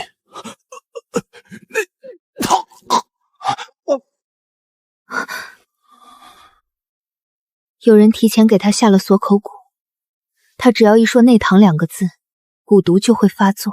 内堂的人用蛊锁口？药王堂的蛊术只传了几个人，师傅、我、阿九，还有师傅早年收的一个弟子，但那人已经失踪很多年了。你怀疑你师兄？师傅说沈师兄15年前就死了，但师傅从来没亲眼见过他的尸体。如果他还活着呢？如果他活着，那他为什么不来见师傅？为什么要帮王家接药王堂的货？也许他不是帮王家，也许他一直在等一个机会，等药王堂把触角伸出去，然后从最脆弱的地方掐断。墨渊这孩子天资极高，但心思太深。他把药王谷的蛊术学了10成10，可我心里总不踏实。晚堂，若有一日师父不在了，你要替师父看住他。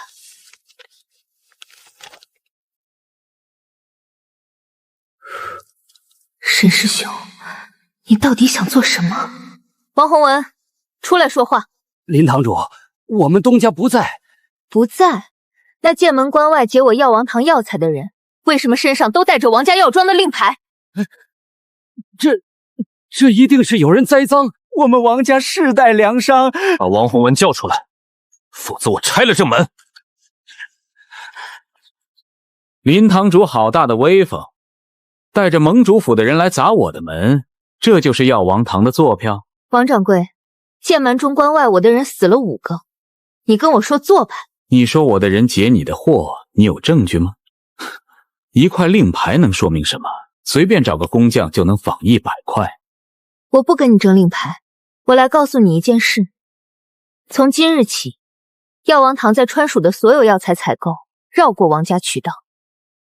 川蜀药商若与王家合作，药王堂不供药、不合作、不收徒。你这是要断了川蜀药商的活路。我不断他们的活路，我只断你的。你可以继续在川蜀做你的药王，但我药王堂的方子、药材、大夫一样都不会从你王家手里过。你当众断他的路，他会反扑。他已经在反扑了，我断不断他都会动手，不如把牌摊在桌面上打。接下来呢？去成都把分堂的事定下来。王家断我药材，我就自己种。川蜀的水土种不出9转还魂草，但种得出生半夏、当归、川芎，这些够了。你早有准备。从决定来川蜀那天起，我就让陈玄买了3处田产，面上说是种粮，地底下全是药铺的底土。王家以为我只有1只手，其实我早就伸了2只手出去。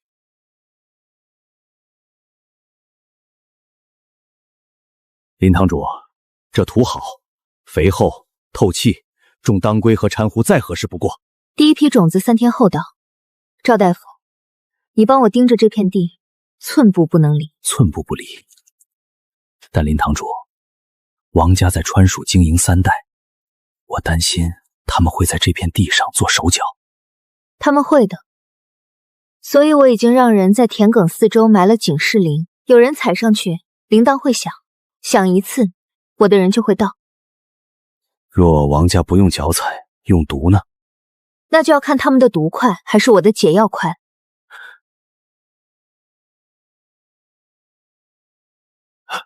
有人！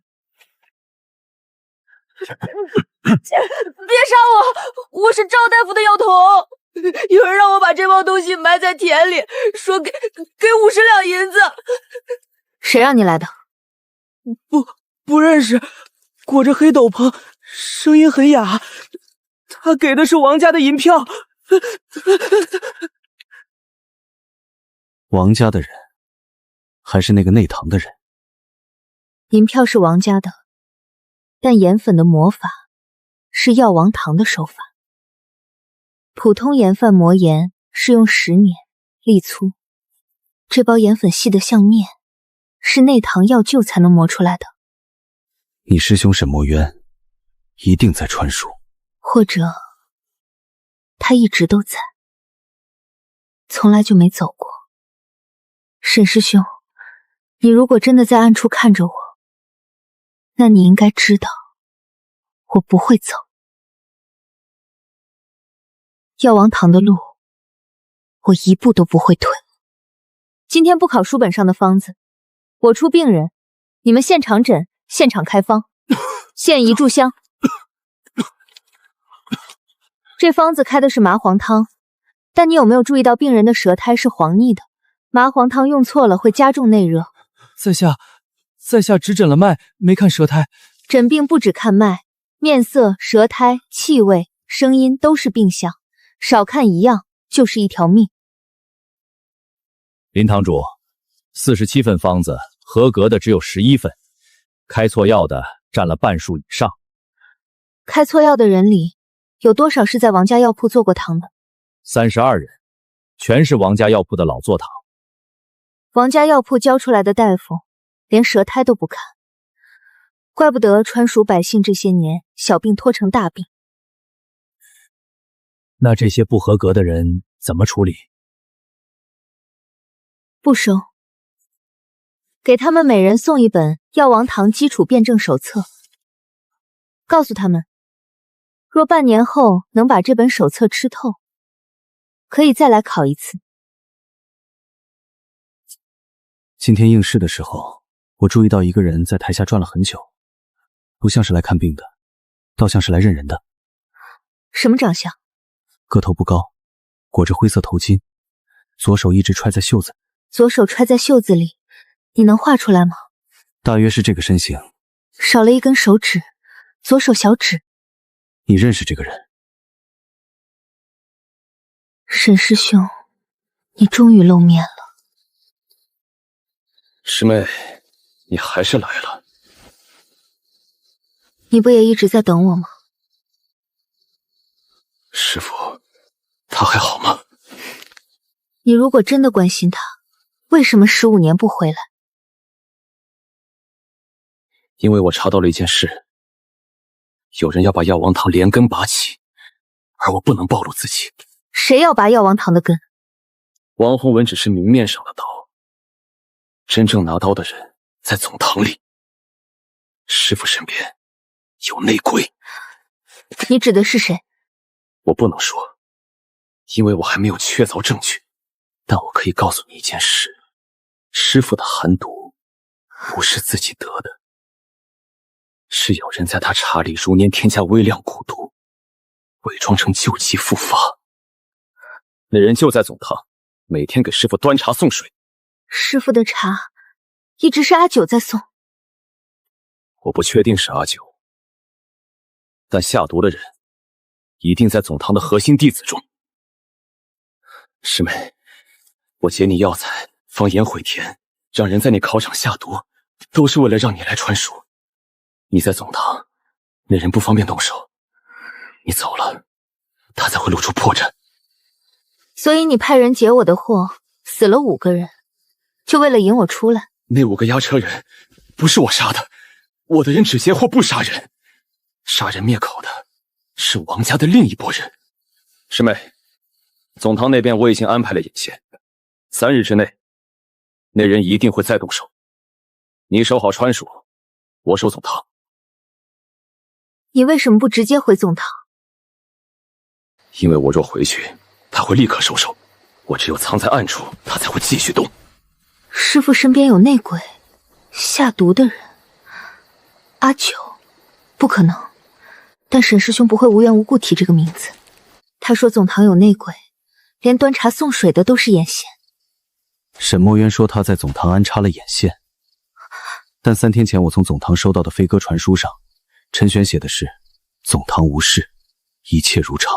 如果总堂无事，那沈师兄说有人每天给师父端茶送水，是在骗我。2件事，第一，飞鸽传书回总堂，让阿九把师父每天喝的茶渣留一份，封存好，等我回去验。第二，派人盯住沈墨渊的动向，我要知道他这15年在川蜀到底在做什么。你信不过他？他是我师兄，我信他的人但我信不过他15年的空白。这15年里，他经历了什么，变成了什么人，我不知道。如果他在说谎呢？那我必须知道他撒谎的目的。林堂主，今早有人在药铺外围发现3具尸体，穿着王家护卫的衣裳，死因是中毒。中毒？什么毒？我看了尸身，口鼻发青，指甲发黑，是药王堂的锁喉散。这药只有总堂内堂的人会配。总堂有人来了川蜀？恐怕不止来了，而且已经动手了。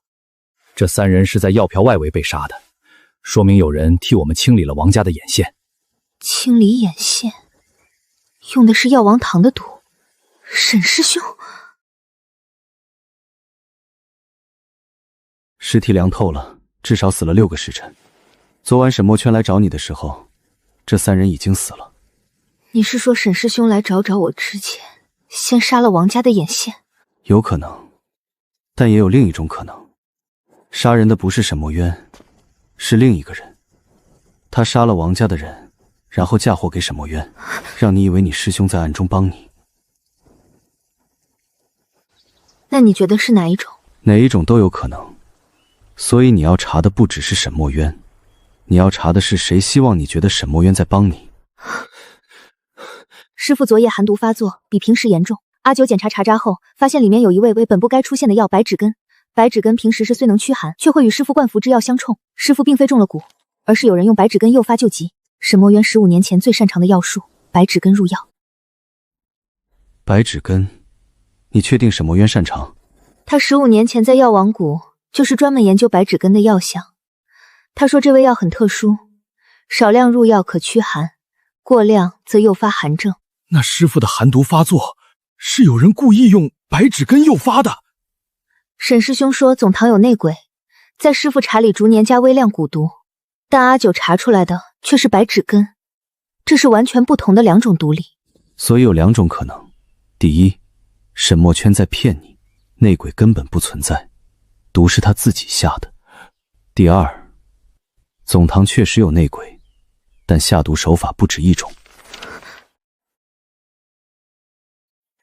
3个月前，我开始筹备川蜀分堂；1个月前，药材在剑南关被劫；半个月前，药瓢被人撒盐；3天前，王家眼线被杀；昨天，师父寒毒发作。所有事都发生在你离开总堂之后。对，说明有人不希望在总堂动手，所以引我出来。沈墨圈的出现恰好在你离开总堂之后。但沈师兄说是他在引我出来，他说他是为了让我离开总堂，让内鬼暴露。如果他说的是真的，那内鬼确实暴露了。阿九从茶渣里查出了白芷根，但如果他说的是假的，如果他说的是假的，那他引我出来就是为了让我远离师父，他好对师父动手。我必须3天内做出判断，否则师父那边等不起。陈玄查到了这15年在川蜀的行迹。他在川蜀开了一家小医馆，但医馆3年前关门了。关门之后，他去了一个地方。什么地方？王家药庄。他在王家药庄做了2年的药材顾问。王洪文那批截获的人，药性分辨的手艺，很可能就是他教的。他在给王家做事，那他说我的人只截获不杀人。如果他教了王家的人用毒，那王家杀人的手法就是他的手艺。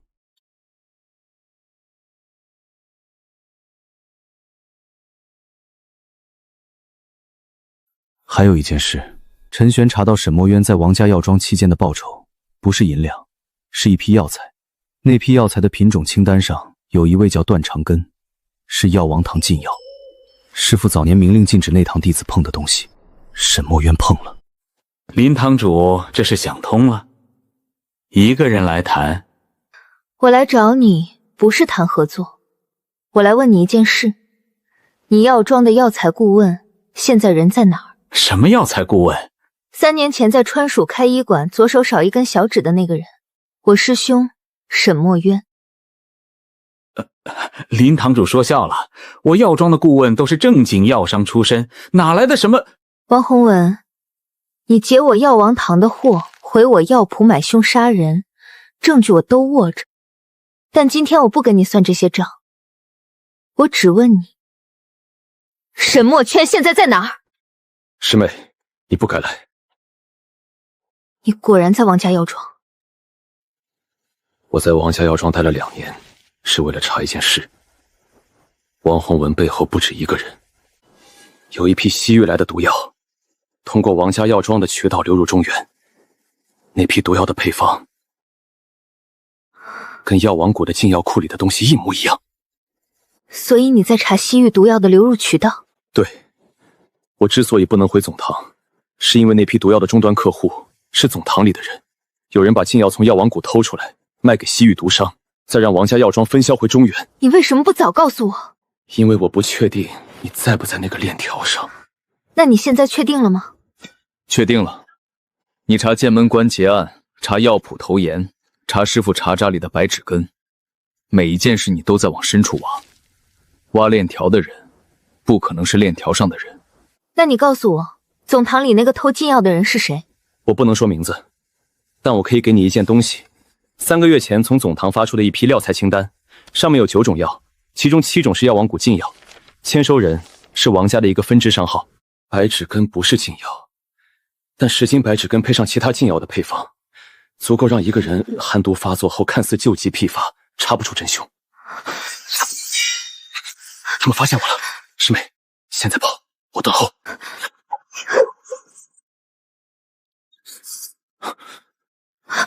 你中毒了！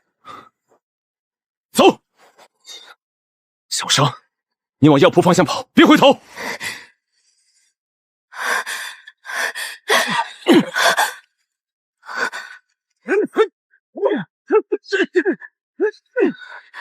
师兄，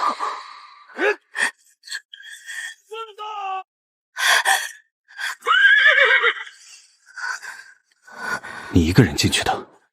沈师兄在里面，他被围攻了，快！沈墨渊，小盟主，你来的正好，那里面是总堂半年来的禁药中出账册，我藏在这里的，拿回去查。人还活着，但毒已经入了经脉，叫大夫来。师妹，那些账册别说话，毒清了7成，还有3成在你经脉里，你要命还是要说话？要命，命留着，才能看着你把鬼揪出来。师兄，你到底是站在哪边的？所有禁药的签发人签字都是阿九，但字迹的运笔方式是我再熟悉不过的仿写体。你能找到药王堂总堂里谁最擅长模仿别人的字迹吗？周安，你师父说过，内堂早年有个弟子专攻药方甲，把甲方写的跟真的一模一样，被你师父逐出师门了。逐出师门的那个人叫什么？陈轩查过，那人姓周，单名一个安字，周安。他离开药王堂之后去了西域。你查到周安了？你故意把账册留在王家药庄，就是为了让我发现周安这个名字。周安是师父早年最得意的弟子之一，他擅长仿写一切字迹，能以假乱真。阿九签发的那些禁药批条，全部是周安伪造的。周安已经不在总堂了。他不在，但他的仿写手法还在。那些批填上的字迹用的是册封运笔，这是周安独创的写法，别人学不来。所以有人把周安的仿写方法带回总堂，伪造了阿九的签名。对，那个人才是真正的内鬼。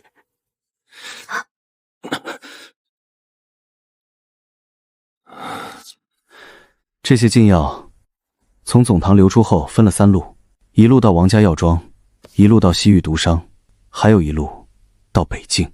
北境，燕飞雪的地盘。北境寒潭关的守将换了人，新守将叫赵恒，3年前上任。上任后，北境商道的稽查松了7成，禁药走北境线，不查不扣。赵恒是谁的人？他娶了王洪文的侄女，王家通过他把禁药运进北境，再借北境商道卖给西域毒商。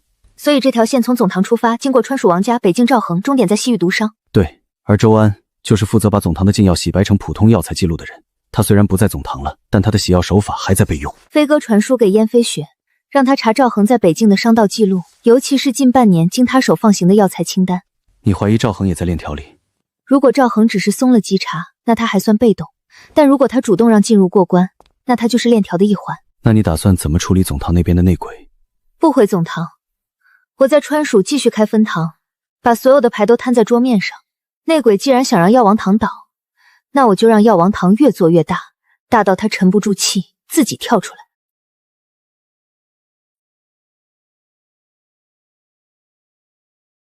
萧景兰，沈师兄刚才提到的那个周安，被师父逐出师门后去了西域，但我师父从来没跟我提过这个人。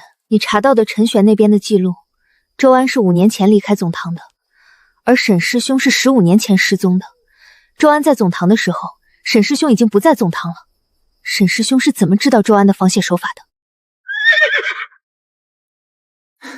你要的赵恒的伤道记录，我连夜抄了一份。你亲自送来的，因为这东西不能走飞鸽。赵恒如果知道我在查他，他会提前收手。近半年赵恒放行的药材清单里，有一批标注普通当归的货，走了7次，每次的数目都对不上。我让人暗中查了其中一批的食物，是药王堂的断肠根。断肠草是药王堂禁药，从总堂流出，经王家药庄中转，再由赵恒放行出北境，最终卖到西域毒商手里。一条完整的毒药输送链。赵恒是我北境的人，我回去就拿下他。不能打草惊蛇，你拿下赵恒，王家会收手，总堂的内鬼会缩回去，我们只抓到一个赵恒，后面的人全跑了。那你说怎么办？让赵恒再放一批货，我们在北境关口设伏，人赃并获，然后顺藤摸瓜，把王家、总堂内鬼、西域毒商全部引出来。你同意？同意，但放行的货要换一样东西，把断肠根换成我配的假药，外表一模一样，但入了人体无毒无害，让赵恒亲手把毒药放过去，他就再也洗不清了。你把假药换进链条里，赵恒被抓住的时候会供出王家，王家被查的时候会供出总堂的人，但总堂的人供出谁，取决于他以为是谁在黑土里卖药。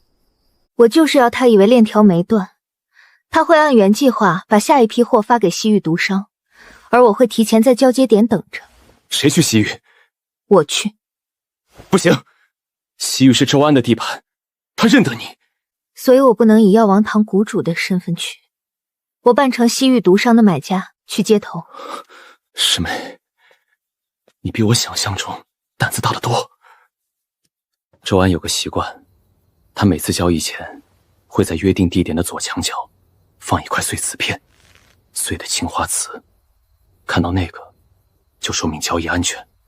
师兄，你连这个都知道？到了西域接头点，如果看到青花瓷片，就说双安全；如果看不到，立刻撤。你说了7遍了。因为我不放心你一个人去。燕飞雪在北境盯着赵恒，阿九在总堂盯着内鬼，你在川蜀盯着王家，只有我是那个买家，没有人比我更合适。我知道，所以我不拦你。这个带上，万一出事，至少能挡一下。3天后我在西明下的医馆等你消息。不见不散。瓷片在，交易安全。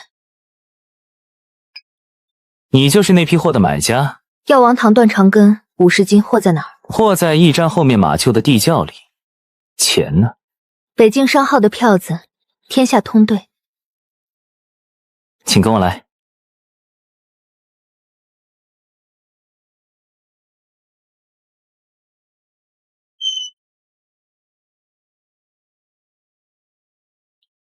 货没问题，我验过了。那就交接，你带走货，我带走钱。你带了人来？没有。周安说了，这批货谁也不能动，你们2个一个都走不掉。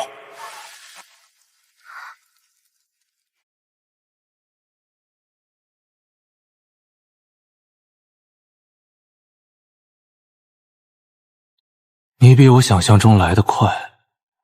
药王堂内堂的旧袍，15年前的制式，你一直穿着它。穿着，提醒自己是从哪儿出去的。你出去之后，用内堂的手法洗禁药，伪造批条，做空药王堂的账。你穿着这身袍子做这些事，是想证明药王堂本来就不干净。不是证明药王堂不干净，是证明你师父不干净。我师父死了，你要说什么现在说。你师父当年把我逐出师门，不是因为伪造药方，是因为我知道他把你娘推出去当饵。那张火灵芝的地图是他亲手画给你娘的。他走了，他坐在药王谷里等消息，等内鬼上钩。那是布局。布局？用自己的女人当饵叫布局？林婉堂，你知道你娘在药窟里被困了多久吗？3年。你师父知道他被关在药窟里，但他没有去救，因为他一旦去了，那条链就断了，内鬼就抓不到了。你知道谁告诉我这些的？是你娘本人。我在药窟里陪了他2年，不是因为我善心大发法，是因为我欠他的。当年是我把药谷禁药的流出路线递给了魔教，那条路从他脚下走过，我看着他踩上去，没有拦。那你今天为什么跟我说这些？因为我活不过今晚了。我体内的蛊毒养了20年，已经反噬了心脉。我站在这里跟你说话的时候，我的右半边肺已经没知觉了。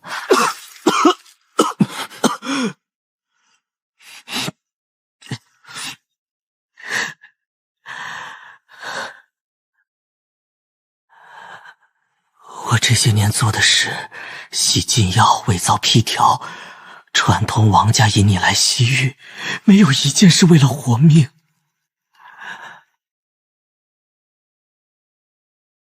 我只是想让你走到这扇门前，亲手推开它，看到你师父那张地图上的第一条线是从你娘的血里画出来的。你走吧。走？你体内的蛊毒还有2个月，你若愿意，去北京分堂找燕飞雪，让她带你去药王堂的静养院，那里有人能给你续1年命。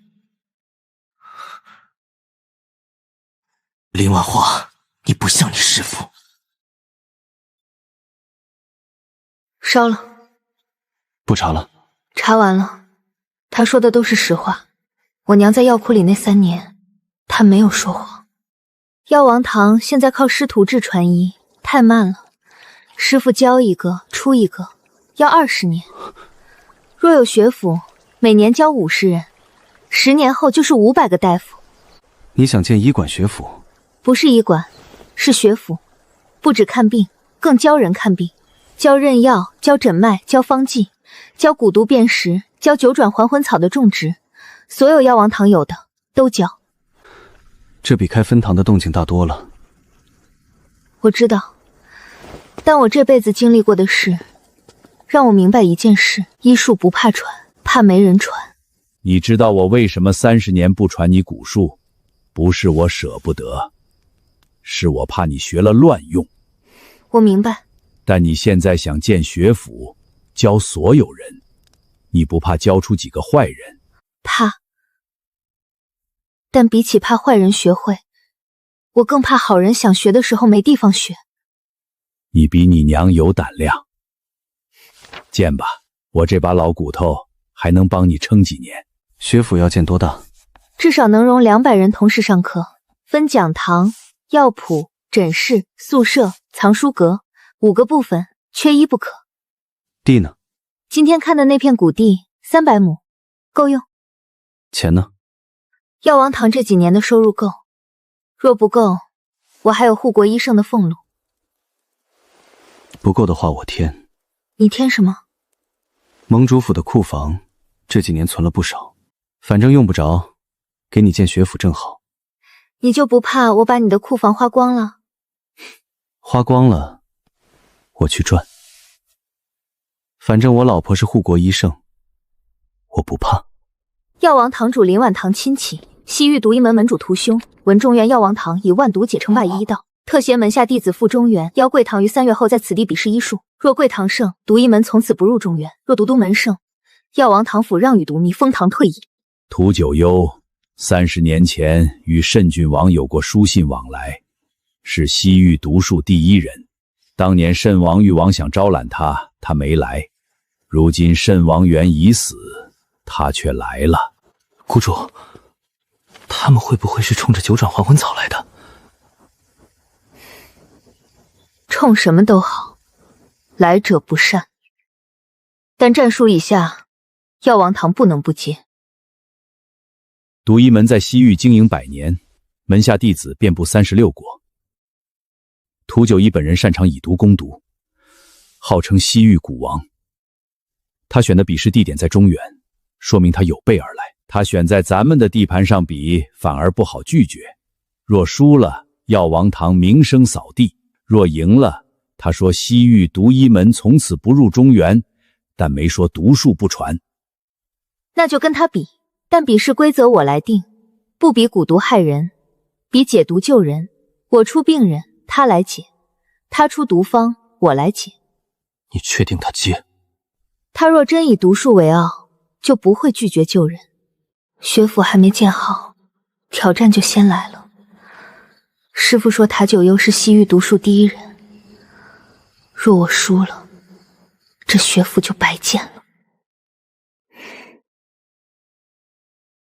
但我不会输，因为药王堂的医术不是为了争高低，是为了治病救人。这个底气他有。3局2胜，公平合理。但第1局的辨毒解毒，独一门最擅长毒，你打算怎么办？我出毒方，他们也出毒方，互解对方的毒，解得越快运准的人赢。谷主，万毒解不是能解所有毒吗？万毒解能解的毒是已知的蛊毒和寒毒，西域独一门的毒有很多是中原没有见过的变种，所以第1局的关键是临场应变。那我这3个月拼命背西域毒草图谱，不只要背，还要练。从明天起，你每日到药油辨识20种陌生草药，说出名称、药性、毒性、解药。3个月后若过关，第2局我带你上场。叶片紫色带白斑，茎干有细刺，气味辛辣。这是西域紫棘草，处之几种，解药用生半夏汁液调蜂蜜外敷。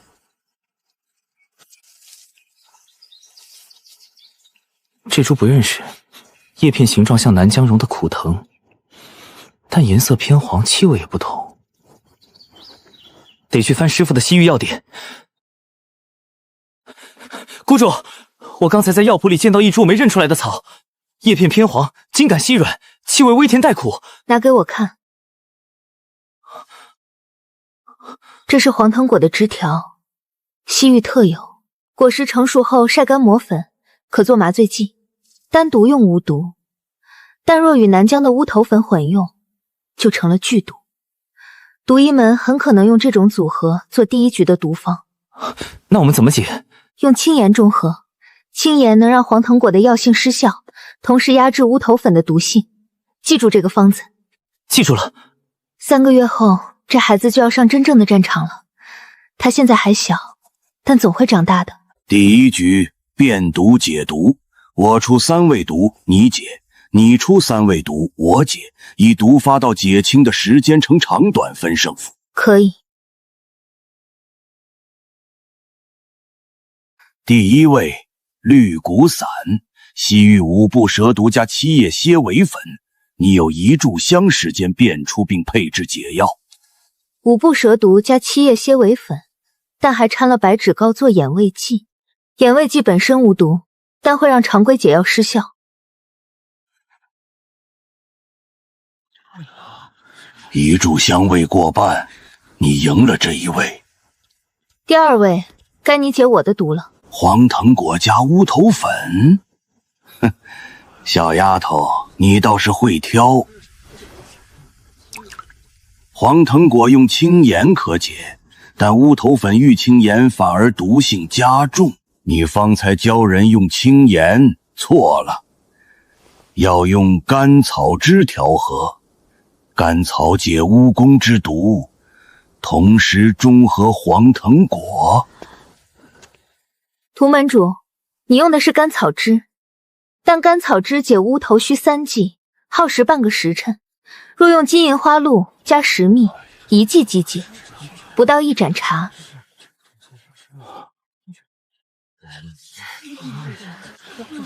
你很不错，你也不差。第2局3日后，我出病人，你来治。好。这孩子是你弟子？是。他方才第1位毒时辨认得很快，有天赋，但若放在西域，他活不过3年。他活在中原，在我药王堂，所以他会活得很好。他体内积了47种毒，但循环相克，反而维持了一种微妙的平衡。破一毒则全盘失衡，治不好的话，他会死得更快。你怕了？我怕的是你把他当工具养了30年，他受的苦比那些毒物本身更毒。拿9转还魂草根进来，要鲜的。第1针破肝毒，第2针破血毒，第3针破骨毒，每针之间需隔3个时辰，否则毒反噬心脉。这个女人居然真的在用心治他，她不是他的病人，是我的工具。可他看他的眼神，像是看一个活人。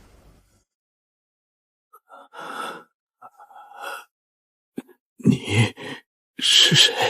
我是治你病的大夫，你体内的毒已清了7成，剩下的3成需要调理半年。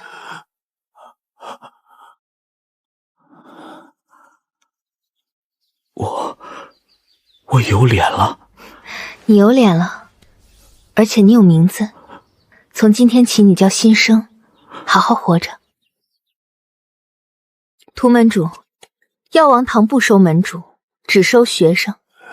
你若愿意从头学起，从认药、变性、方剂学起，药王堂学府的门永远为你开着。老朽愿意。从今往后，再无独一门门主屠九幽，只有药王堂学生屠九幽。他是冲你谷主的医术来的，你可别觉得多了个同门就轻慢。师傅，我哪敢轻慢他？他光认毒草就比我多100种。屠老，你字写的挺好看的。少说闲话，你认得那株黄藤果吗？认得。那我问你，黄藤果若是晒干后存放3年，药性变了几变？3年还没见过，我只见过鲜的。那你还得再学。3年后的黄藤果毒性减半，药性增3成，配解药时要用南星替换青盐。这个区别，等你见过3年陈货再说。谭老，你还不休息？我这辈子第一次发现，书里的字不只是用来记毒方，还能记治人的方子，看不完。不急，你留在学府，想什么时候看都行。林堂主，你今天在广场上收我的时候说的那番话，是真心还是做给外人看？真心。我看过你的毒人，你养了他30年却没让他死。你若真拿人不当人，他活不到今天。你只是不知道该怎么救人。你说对了，我只会毒不会治，但你治了他之后，原来把一个人从死拉过来的感觉，比中毒痛快100倍。那你就留下，慢慢学。今天第1课，不讲方剂，不讲草药，先讲一字：救。药王堂存在的全部意义，就这一个字。你们以后写下的每一张方子，扎下的每一针，熬出的每一碗药，都要先问自己3个字：能救吗？屠老的手在抖，他是想到什么了？夫人，归元派送来的帖子，他们要在下月初在洛阳举办医术辩道大会，指明请您出席论道。归元派，太医院救不出来的那个派系。他们自诩中原正统，一直看不上南疆出身的医道。药王堂这几年风头太盛，他们坐不住了。辩什么道？信上说，辩医术之源是否当以中原黄帝内经为正宗？若药王堂不赴会，便算自认旁门左道。这激将法，我知道，但我不去，就等于承认药王堂的医术不正宗。去，就要让他们心服口服。哼哼，归元派那帮老东西，当年太医院裁撤时被清退，自己拉了一帮人立了派，哼，打着正统旗号混了几十年，他们哪会看病，只会背书。但他们在中原医道里话语权不小，很多老派医馆只听他们的。你去就去，带上你师父我，带上阿九，带上那个新收的陶老毒物，让他们看看药王堂的旁门左道怎么救人。你也去？我不去，谁替你骂人？经脉别论篇讲的是不同体质之人对病的耐受差异。薛老既然提了这个，那我问薛老一句，您可曾见过因体质差异而不适用内经原方的病人？古今为纲，万变不离其宗。那若病人体寒至极，脉象全无，经上写用附子3000，您用不用？自然是用。若病人身体虚弱，附子3000足以破其心阳，您用还是不用？这3位病人都曾到归元派求诊，因症不合经被拒。今天药王堂现场诊治。阿九，你来诊第一个。右寸浮数，左关弦涩，是肝郁化火，兼外感风热，可用柴胡疏肝散加云教解毒汤，但需减量。你看他舌苔黄腻，有湿热，加一味阴沉。你一个小娃娃看得准吗？准不准，吃了药再说。3天后您来看效果，我若错了，当面认。多谢小先生，我这病拖了半年，药王堂3天就见了效。辩道不是为了分出高下，是为了让病人有路可走。归元派的经书是老祖宗留下的宝贝，但病人不是经书上的字，把人看活了，才是医道。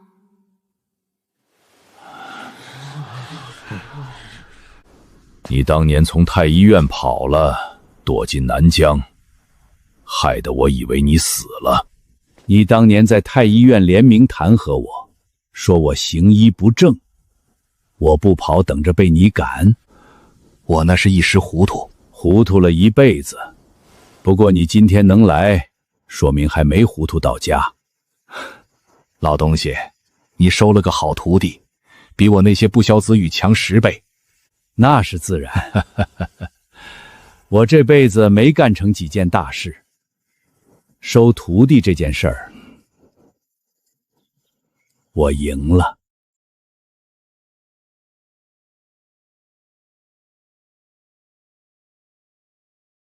这本书要把药王谷的南疆蛊毒解法、归元派的中原正统医理、西域毒医门的毒药转化法合3为一。西域毒术那部分我来写，不过得有人替我校对，我自草。我当年在太医院就是教书出身，你的自草不过是我当年见过的30%。你见过西域文字？没见过，但你的草书中文我认得。哈哈哈哈哈哈！你俩倒是绝配，一个写草书，一个认草书。药王堂的根在南疆，但它的枝叶已经伸到了西域、中原、北境。这本书就是这棵大树的年轮。将来有人翻开它，就会看到药王堂曾经走过的路。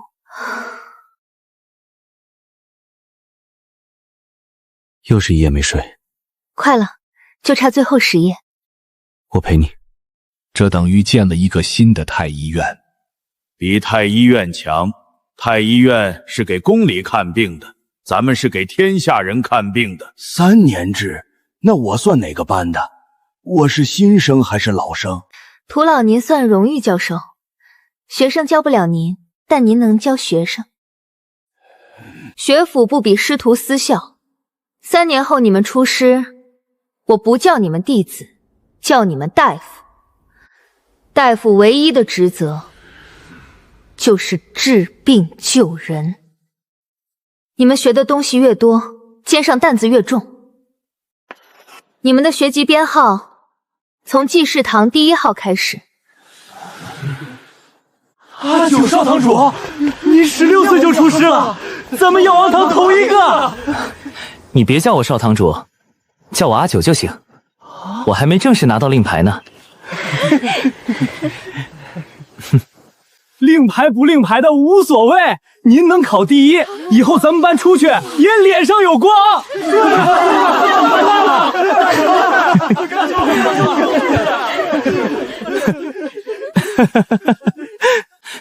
谷主，我出师了，全优。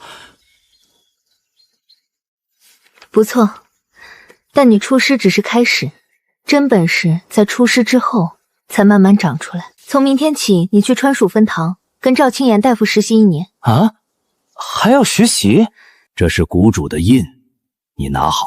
从今天起，药王堂的谷主是你了。有什么事拿不定主意的，可以问你谷主姐。现在该叫荣誉谷主了。师傅，我还小。你16了，你谷主姐16的时候已经单独进山采药了。行了，别磨叽，接过去。弟子阿九，必不负药王堂之名。你把谷主位传了，不觉得空落？不空，我还有书要写，有毒要解，有病人要看。谷主只是个名头，医术才是实打实的。那你以后打算做什么？先把新编《药王经》的补注写完，然后开个疑难杂症专诊，专治别人治不好的病。你呢？我继续当我的盟主，你治病人，我治江湖人，咱俩分工。分工不分家？当然不分。你走到哪儿，我跟到哪儿。夫人，川蜀分堂急信。血线蛊，南疆已经绝迹20年的东西，有人把它重新营养出来了，而且阿九在川蜀。明早出发。明早。这蛊我没见过，像是南疆那边出来的新品种。不是新品种，是旧蛊的新解法。师傅在书里写过。赵大夫，他什么时候开始出现症状的？3天前在南疆边境住了1晚客栈，第2天早上脚就肿了，一路赶回来，越来越严重。这是南疆血线蛊，不是新品种。师傅在新编《药王经·蛊毒篇》第3卷写过，血线蛊的纹路是顺时针蔓延，解服用当归醋消汤加蜈蚣散内服，外服青盐姜汁敷活处。蜈蚣散是毒药，以毒攻毒。师傅在书里写了用量，1钱3分，分3次服，间隔3个时辰。我这就去配。师傅说过，血线蛊的难点在于判断毒发阶段，纹路到膝盖时是1分，到腰腹是3分，到心口就是死局。这人的纹路刚过膝盖，还有救。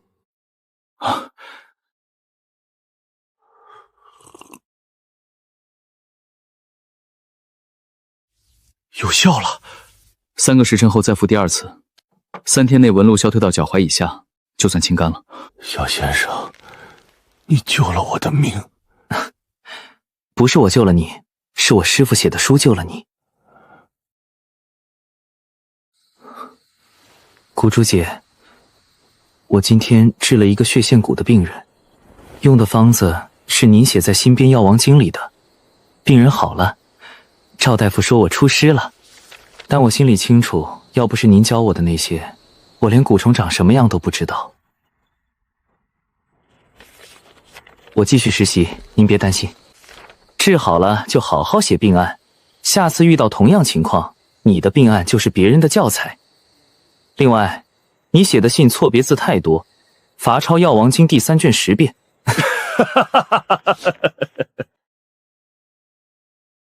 阿九，刚才那个血线谷的病人，他走之前，我帮他换药的时候，在他后颈发现了一个东西。什么东西？这布是从他衣领内侧衬布上拆下来的。他本人可能都不知道衣服里缝着这东西。我查了一下他入住的客栈记录，他是3天前从剑门关方向来的，而那批被劫的药也是从剑门关方向出去的。有人在用病人当信使，而且只选我们治好了的病人。他们把东西缝在病人衣服里，病人自己不知道，但东西会被带进分堂。这件事不要告诉别人，我明天一早飞鸽传书给谷主姐。另外，明天开始，所有来诊的病人换药时都要检查衣物内衬。好。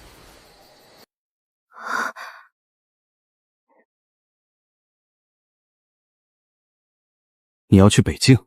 燕飞雪从来不求人，她写信求孕妇，说明真的扛不住了。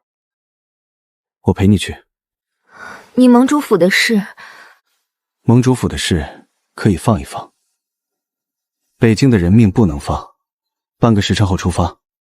半个时辰，高热水泡，7日内衰竭而亡，这不像普通热温，倒像是某种蛊毒在寒地变异了。蛊毒能在北京存活？慎郡王当年养蛊的时候，试过把蛊虫放在寒地中培养，据说有几只活了下来。如果那几只蛊虫在北境自然繁衍了30年，那现在这场热温就是当年蛊惑的余波。对，所以我们得赶在它扩散之前封住源头。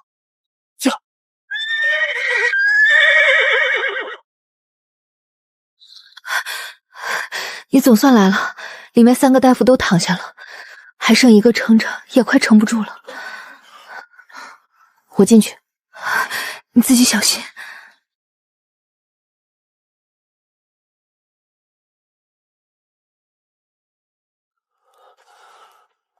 蛊毒入血分，但体温极高，说明蛊虫适应了寒地环境后发生了变异，原来的解药方子可能不管用了。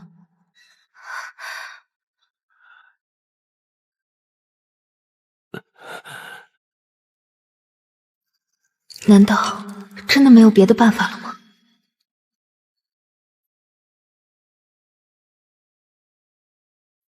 北境境内哪座山上还有野生雪莲？寒潭关后有一座无人敢进的冰峰，据说峰顶有1000年雪莲。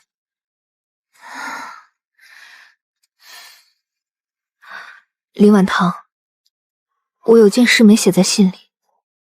你说，第一个染病的大夫不是在外面染上的。他3天前巡查北境商烙时，在寒潭关的驿站里喝过一碗茶，那碗茶是他自己带的茶叶，水是驿站烧的，但我查了驿站的水缸，水没问题。那你查了什么有问题？查了他自己带的茶叶，茶叶里被人掺了东西，磨成粉的骨卵，遇热水激活，3天后发作。茶叶是他在哪儿买的？他说是川蜀分堂寄来的，信上写给北京分堂的冬季驱寒茶。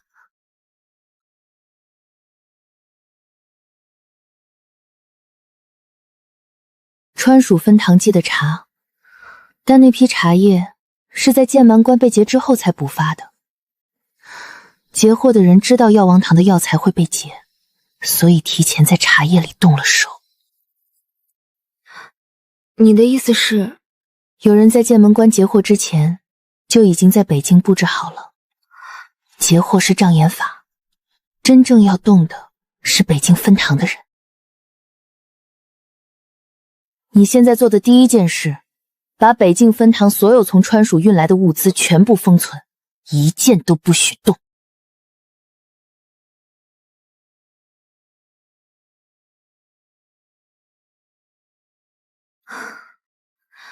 我打头，你跟在我后面踩我的脚印。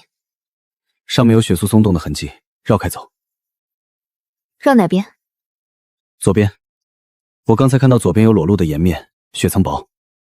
千年雪莲，找到了。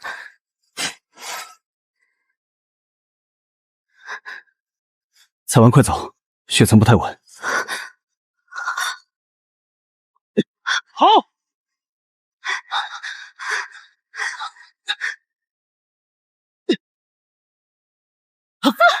稳住！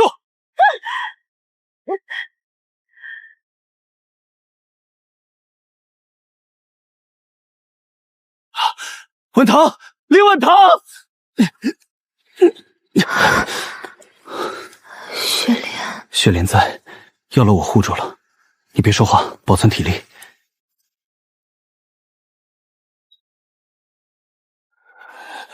喂下去，3个时辰后看退药情况。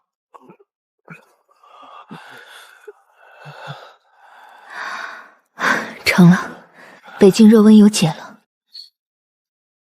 刚才门房递进来的，没有署名，没有地址，用蜡封在冰装里送来的。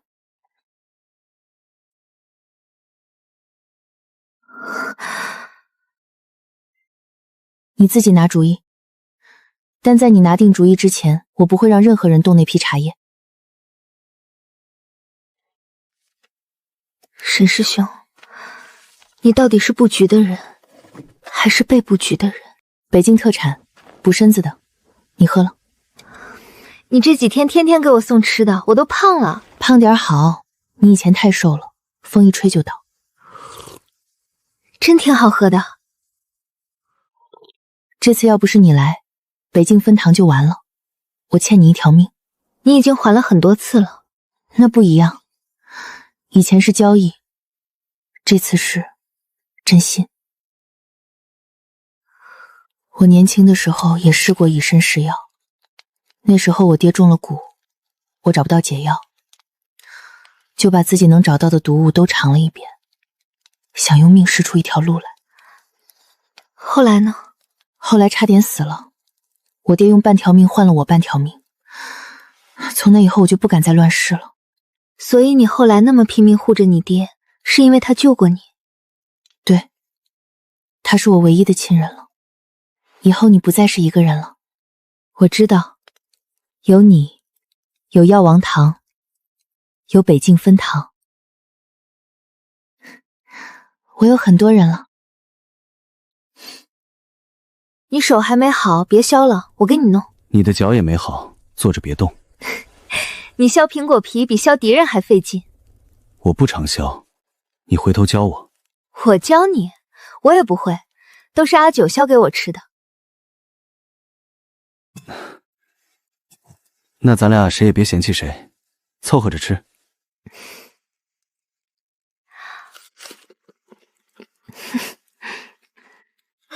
夫人，江南分堂出事了，信是昨夜加急送来的。学府地基挖到第2层时，工人挖出一具白骨，仵作验过，是中毒死的。毒药残留的成分和当年药王谷进药库的断肠草一模一样。断肠草？江南分堂的地底下怎么会埋着药王谷进中毒的尸骨？信上还说，有人在地基附近发现了这块东西。30年前的毒，魔教的文规，江南学府的地基之下，有人在等我们动工。夫人的意思是，有人在学府地基下埋了旧账，等我们挖出来，这件事就会变成药王堂学府鉴于毒尸之上。到时候朝廷一封问罪诏书下来，江南学府他还没开学就得关门。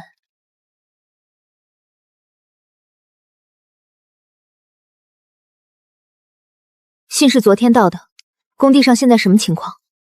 信发出后，那边还没传来第2封。我明早出发去江南。你飞鸽传书告诉阿九，学府工地暂停动工，所有人原地待命，不准靠近地基坑，不准碰那具尸骨。在我到之前，谁都不准说话。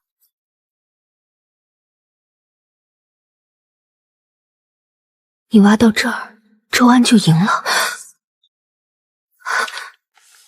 谷主姐，我收了一个徒弟，是川蜀分堂门口卖糖葫芦的小孩，他天天蹲在门口看我们诊病，我说一句他就记一句，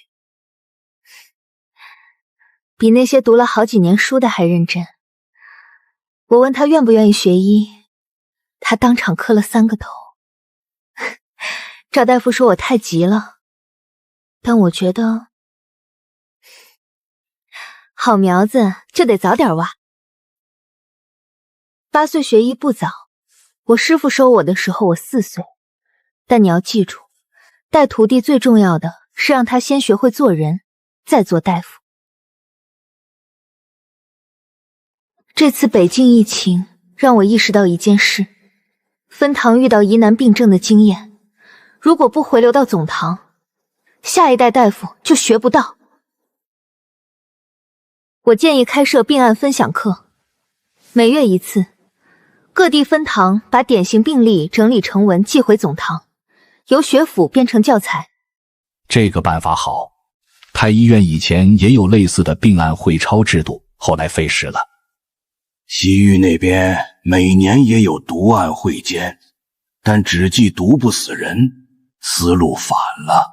药王堂的病案分享课，等于把天下好大夫的脑子装进一本书里。我赞成。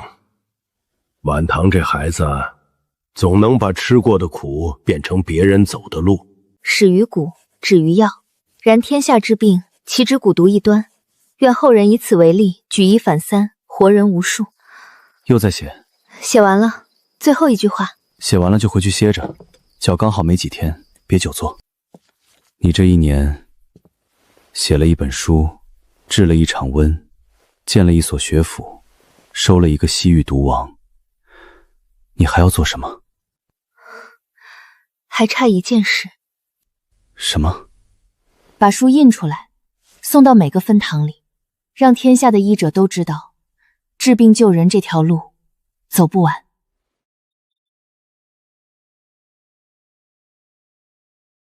第1号张崇。风寒入里，肺气壅塞，麻杏石甘汤加减。方子对了，但用量偏轻，你为何不加1000麻黄？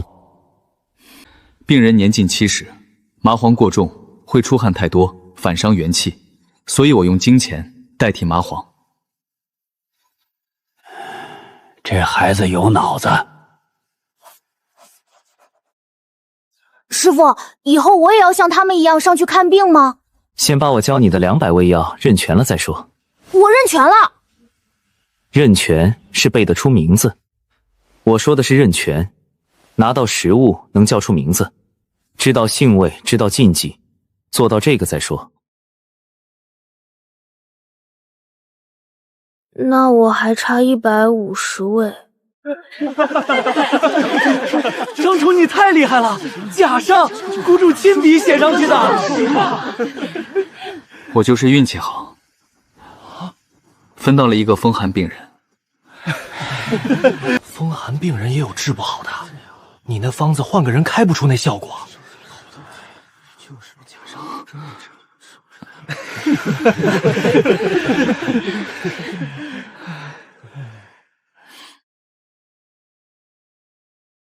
此令可调药王堂所有分堂资源，可巡视各地分堂医政，可罢免不称职分堂主。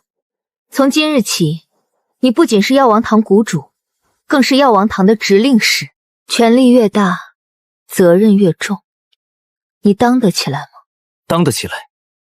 药王堂在，我就在；药王堂若倒，我先倒。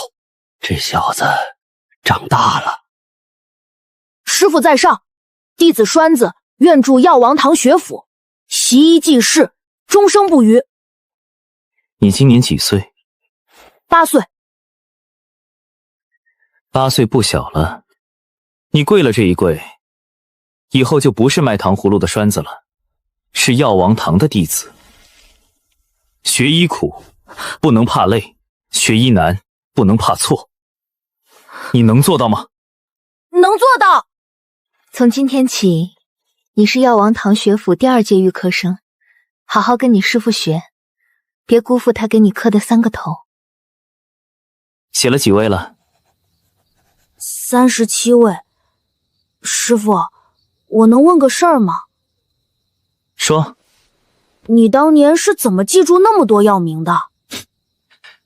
我师傅就是你谷主师叔，让我每天认20位，认不全不许吃饭。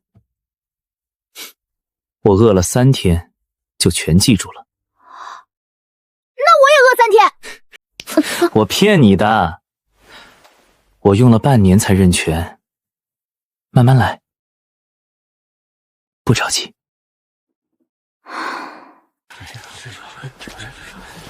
土质湿而不淤，适合建药谱。水是活水，可以用作药田灌溉。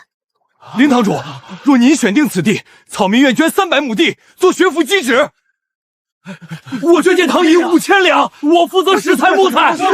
诸位好意，我心领了。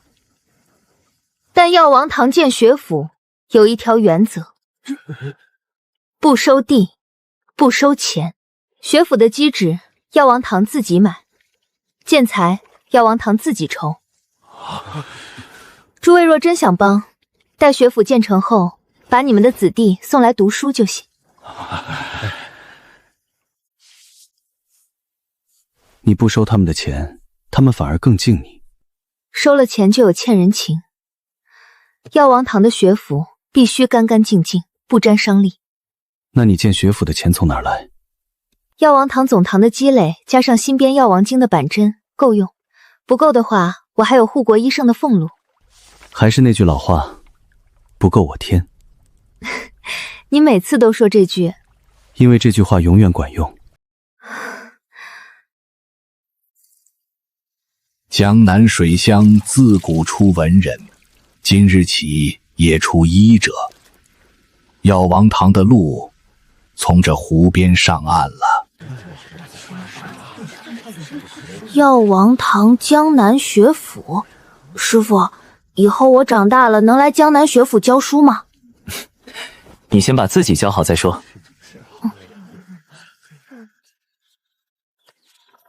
徒老，这太贵重了。贵重什么？放我手里是毒术，放你手里是医术。你不收，我死了，这些卷子也没人看得懂。你自己留着，还能写读书转化录。我写，我回西域写，写完了寄给你校订。好，那我替你留着。还有一件事，西域学府的选址，我要独一门总通那块地。那地是你自己的。从今以后是药王堂的。我让人拆了独一门的牌子，挂药王堂的匾。你带个娃娃去西域，他一个人留在这儿没人管。西域风沙大，娃娃受不住。陶爷爷，我能受住。我师父说我像骆驼。你教的徒弟比你刚来的时候还愣。愣点好，愣点有韧劲儿。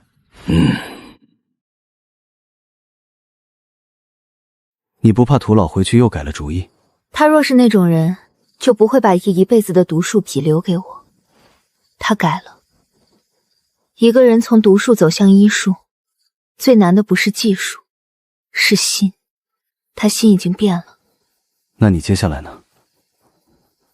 把江南学府建起来，等西域的来信，然后把药王堂的规矩写成书，让后人就算没有我们在，也能照着走。你当年在学府收我的时候，我没想到有这一天。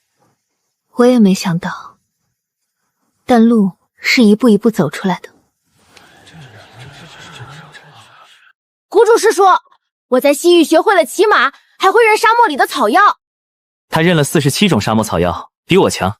我当年只认了30种。那你不如你徒弟。行，我认。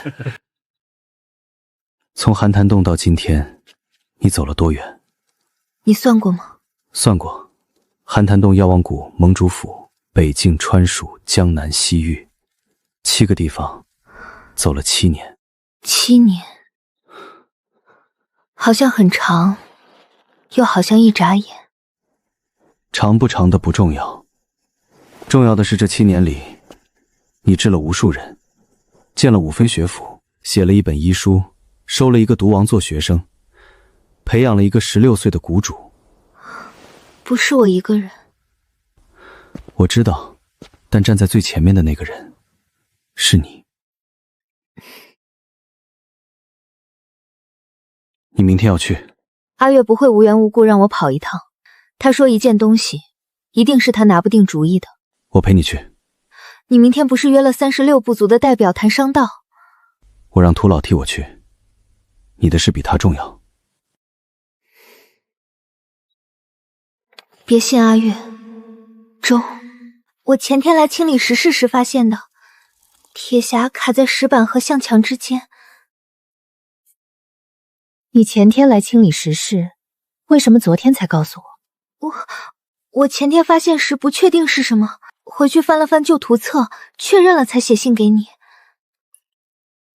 铁匣卡在石板和墙之间，不是你娘留下的，是后来被人塞进去的。这条路和王家、赵恒、西域毒商的链条路线完全一致。什么叫链条路线？有人正在用你娘30年前走通的路反向运毒，从总堂移出禁药，经川蜀王家、北境赵恒、西域毒商，最后迈进36部族。所以我们部族近半年来的那些怪病，不是古物医的自然毒物，是有人在故意投毒。恐怕是毒药卖到西域后，被掺进水源，混入食物，让各部族的人染上不易察觉的慢性毒。然后他们需要解药的时候，就会找上卖毒的人。你娘当年封这条路，就是为了不让西域成为毒药的牧场。现在有人把它挖出来了。银月寨、剑门关、寒潭关、昆仑驿站、沙包古城、楼兰废墟、黑石城，7个节点，全是当年母亲走过了的。周安为什么把这幅地图塞给你？他是在帮你，还是在引你上钩？他若真想害我，不会用别信阿月这种方式。那封信的目的是让我怀疑阿月，但恰恰是这封信让我确定周安一定知道这条路。你的意思是，周安和这条路有关？他不仅有关，他可能是当年跟母亲一起走这条路的另一个人。母亲从银月寨出发到西域，不可能一个人走完整条路，他一定有个伴儿。但如果那个伴儿是周安，他应该已经死了。也许他没死。你娘当年进药窟，是为了替你挡一桩更大的祸。我要从头走一遍这条路，每个节点都走一遍。我娘在这里留过记号。她留记号是为了认路，还是为了警告后来的人？都有可能，但刻痕很浅，像是匆忙间用刀尖划过。她当时可能在赶时间。药王谷内堂的令牌，内堂弟子经出药王谷的凭证。这令牌是最近才被折断的，有人带着药王谷内梁的令牌走过这条路，而且时间不远。两位从哪儿来？从昆仑驿站来，沿古道往西走。走这条道的人不多，上一个走这条道的是个跟你差不多年纪的女人，左手绑着药布，背一只墨绿色药箱。她是什么时候经过的？记不清了，但她住店的时候在客房墙上刻了一行字，我这店几十年没换过墙皮，那行字还在。走到这里我已经知道了，有人比我早到了3年，那人在药王谷的内堂里。比我娘早3年到这条路上的人是内堂的人，那时候我娘还没开始走这条路，那个人已经在前面铺路了。铺路的人就是后来偷禁药、伪造批单、串通王家赵恒的源头。那个人铺了这条路，等我娘走上去，然后把她的脚印全抹掉。晚唐，娘走到这里的时候已经知道那人是谁了，但娘不能写在信上。你若想知道，就替娘走完这条路，走到最后，你会明白的。你娘在银月寨和建江关2封信里，对那个人的描述不一样。第1封说，有人告诉娘药王谷里有人想运毒。第2封说那个人跟在后面，每次都晚半日。如果跟他走完这条路的人是你师父，那跟在后面晚半日的人是你师父吗？师父说他陪娘走完了全程，但如果全程走在一起的2个人，不会一个前一个后。墨字，沈墨渊的墨。但沈师兄的左手断了一根小指，我娘心里说，那人每次都晚半日到。如果晚半日到的人是沈师兄，那他应该在我娘背后，而不是在他身边。你师父说他陪你娘走完了全程，你师兄也跟在后面，一条路上3个人。3个人，一个走在前面，一个走在后面，一个走在中间。走在中间的那个人是我娘，走在前面的人铺路，走在后面的人收尾。铺路的人把禁药的链条铺好，收尾的人把痕迹抹掉，而我娘是发现这条路的人。那走在前面和走在后面的2个人是谁？走在后面的那个人已经知道了沈师兄，走在前面铺路的那个可能是我师父。师父在铺路，他是故意把这条路打开的。为什么？为了钓鱼。药王谷内鬼藏得太深，查不到，师父只能把禁药的运输路铺好，等内鬼自己走上来。他把我娘引上这条路，不是让他来封路，是让他来做饵。师父瞒了我30年的，不是娘的死因，是娘的死，是他的局。我一直在想，师父为什么要把纸条放在沙洲古城的客栈里，而不是直接给我？因为有些真相直接告诉你是伤害，让你自己走到那个位置再发现，是你心甘情愿去接的。他让我心甘情愿地发现，他把我娘当成了饵。你娘自愿的。你怎么知道？你娘家在黑石城的信里写了，走到这里，娘已经知道那人是谁了。她走到最后才确定内鬼的身份，说明她一直在查。她不是在被动的当饵，她是主动走进去的。所以你意思是，我娘和师父联手做了一个局，局里包括他自己。包括他自己，也包括沈墨渊。姑珠姐，总堂那边我查到了一个东西，这枚药匙是周安当年在总堂用过的。师父把它逐出师门后，按理说药尘应该销毁了，但我在内堂药柜最大层的一个暗格里找到了它。那个暗格只有内堂核心弟子才知道。谁告诉你那个暗格的位置？沈师叔，他回总坛后什么都没做，每天就是坐在内堂里看旧药方。有一天他忽然跟我说，你谷主姐在西域查一条路，你帮她找一件东西。内堂药柜底层有一个暗格，里面有一枚药匙，你取了送去给他。他指明要你找这枚药匙。对，他说只有这枚药匙能打开某样东西。这间密室是谁建的？陶老说学府动工挖地基时发现这间密室，门锁打不开，他以为是古巫医留下的废尸，就没动。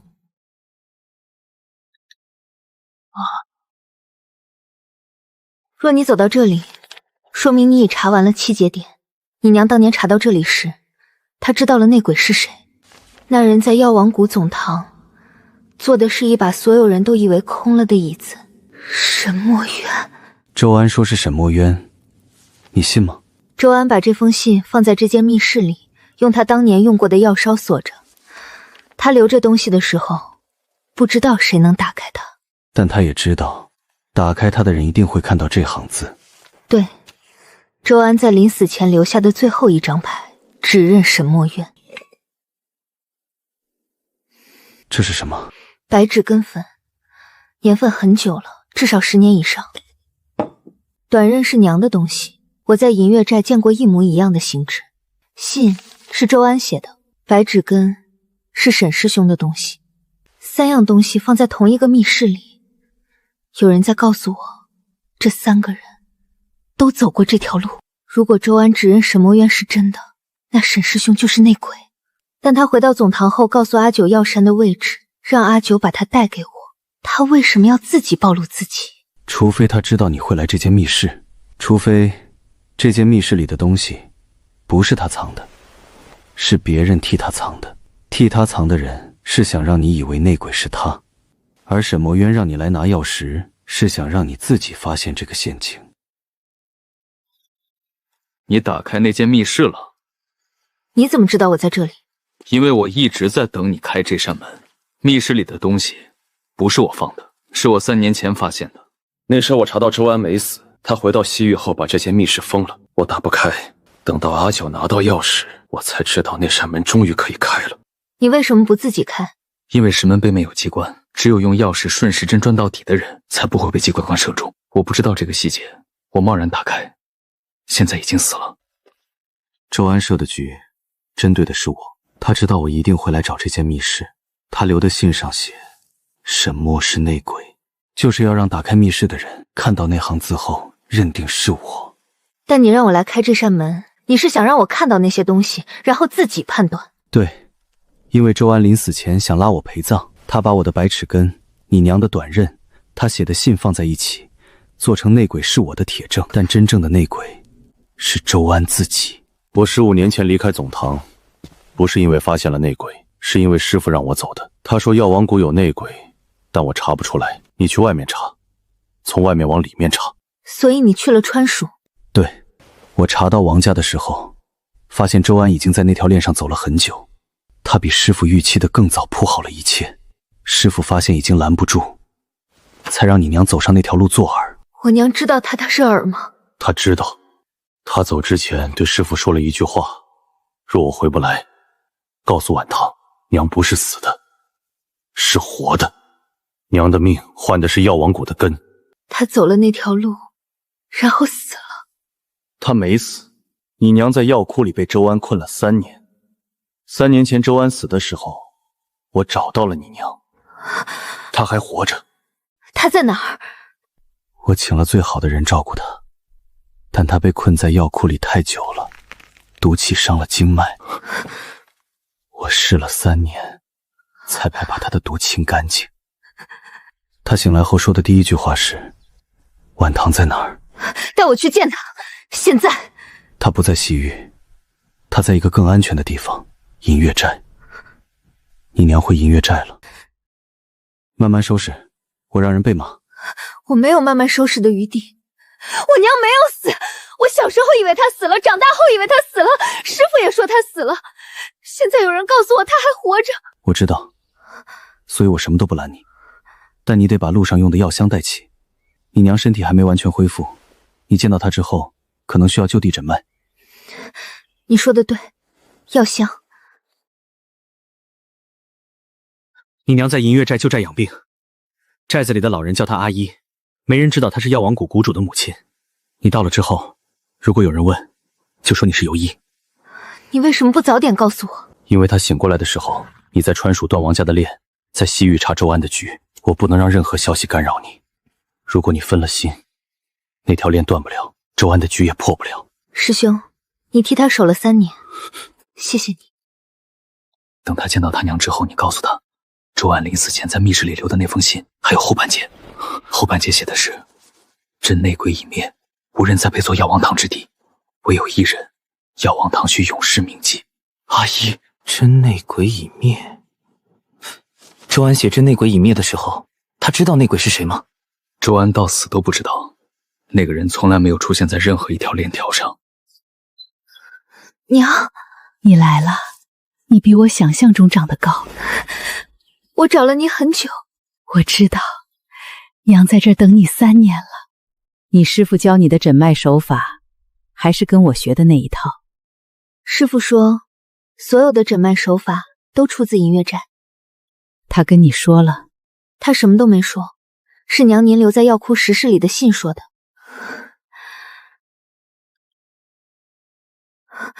你找到那瓣没了？找到了，在楼兰废墟的佛塔里。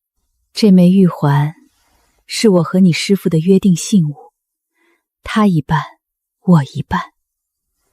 30年前他找到我说药王谷有内鬼，我查了5年查不到，你帮我走一条路，把内鬼引出来。我答应了。您答应的时候知道会死吗？知道，但我若不答应，药王谷内鬼会把整个银月寨都毒干净，娘的命换300条寨民的命，划算。你娘睡了？睡了，我把了2次脉，恢复的比预想中好。那你为什么还坐在这里不睡？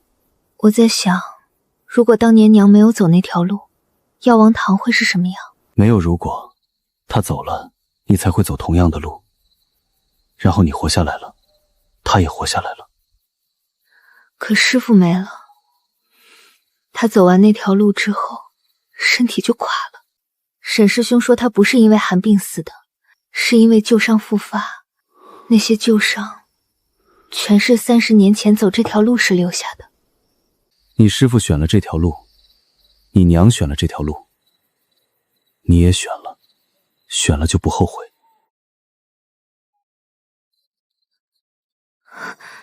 你师父临终前托人带给我的最后一封信，他说告诉晚唐，娘回来的那天，药王堂的路就真正走完了。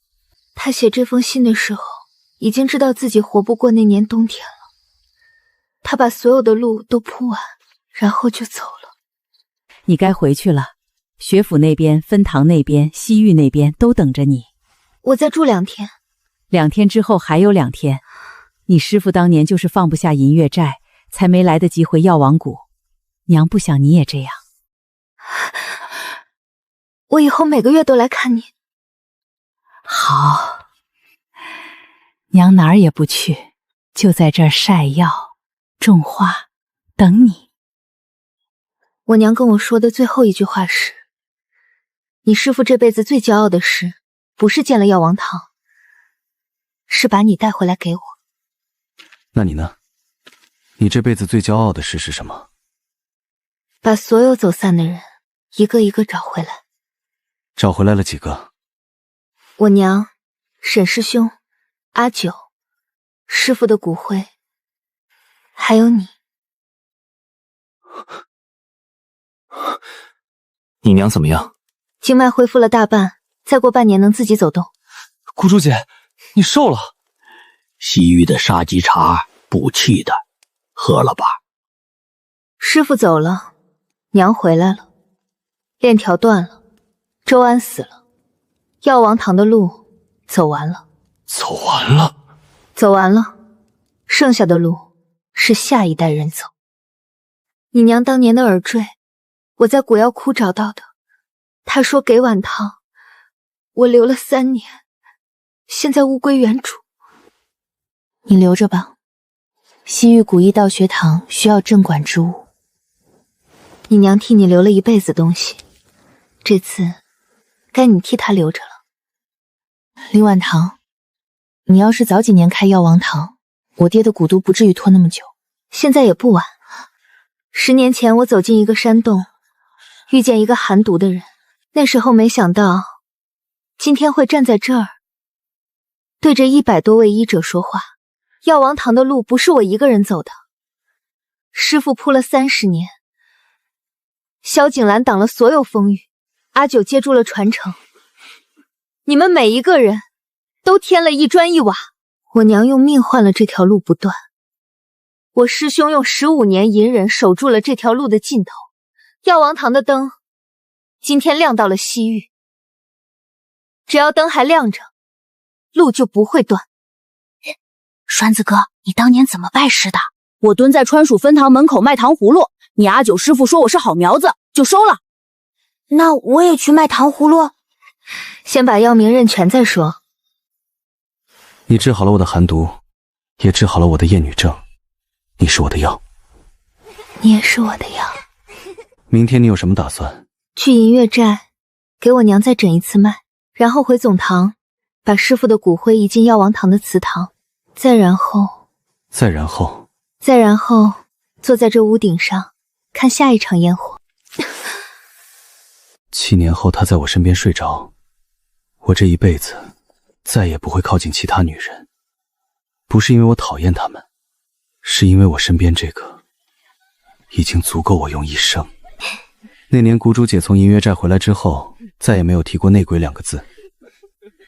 我后来问沈师叔，他沉默了很久才说，内鬼是谁，你谷主姐早就猜到了，但他选了不说，因为那个人已经不在了，而药王堂的根必须干干净净地长下去。你娘气色比上次好多了。她每天自己熬药晒药，还说要帮我把西域学府的药草种子寄过去。你们先自己看看，阿婆马上回来。你就是北境那个燕家丫头，晚堂信里提过你。伯母好。这是银月寨的护身镯，带上。你帮过晚堂，就是帮过银月寨。谢了。你下次来，把2个孩子也带上。我想外孙了。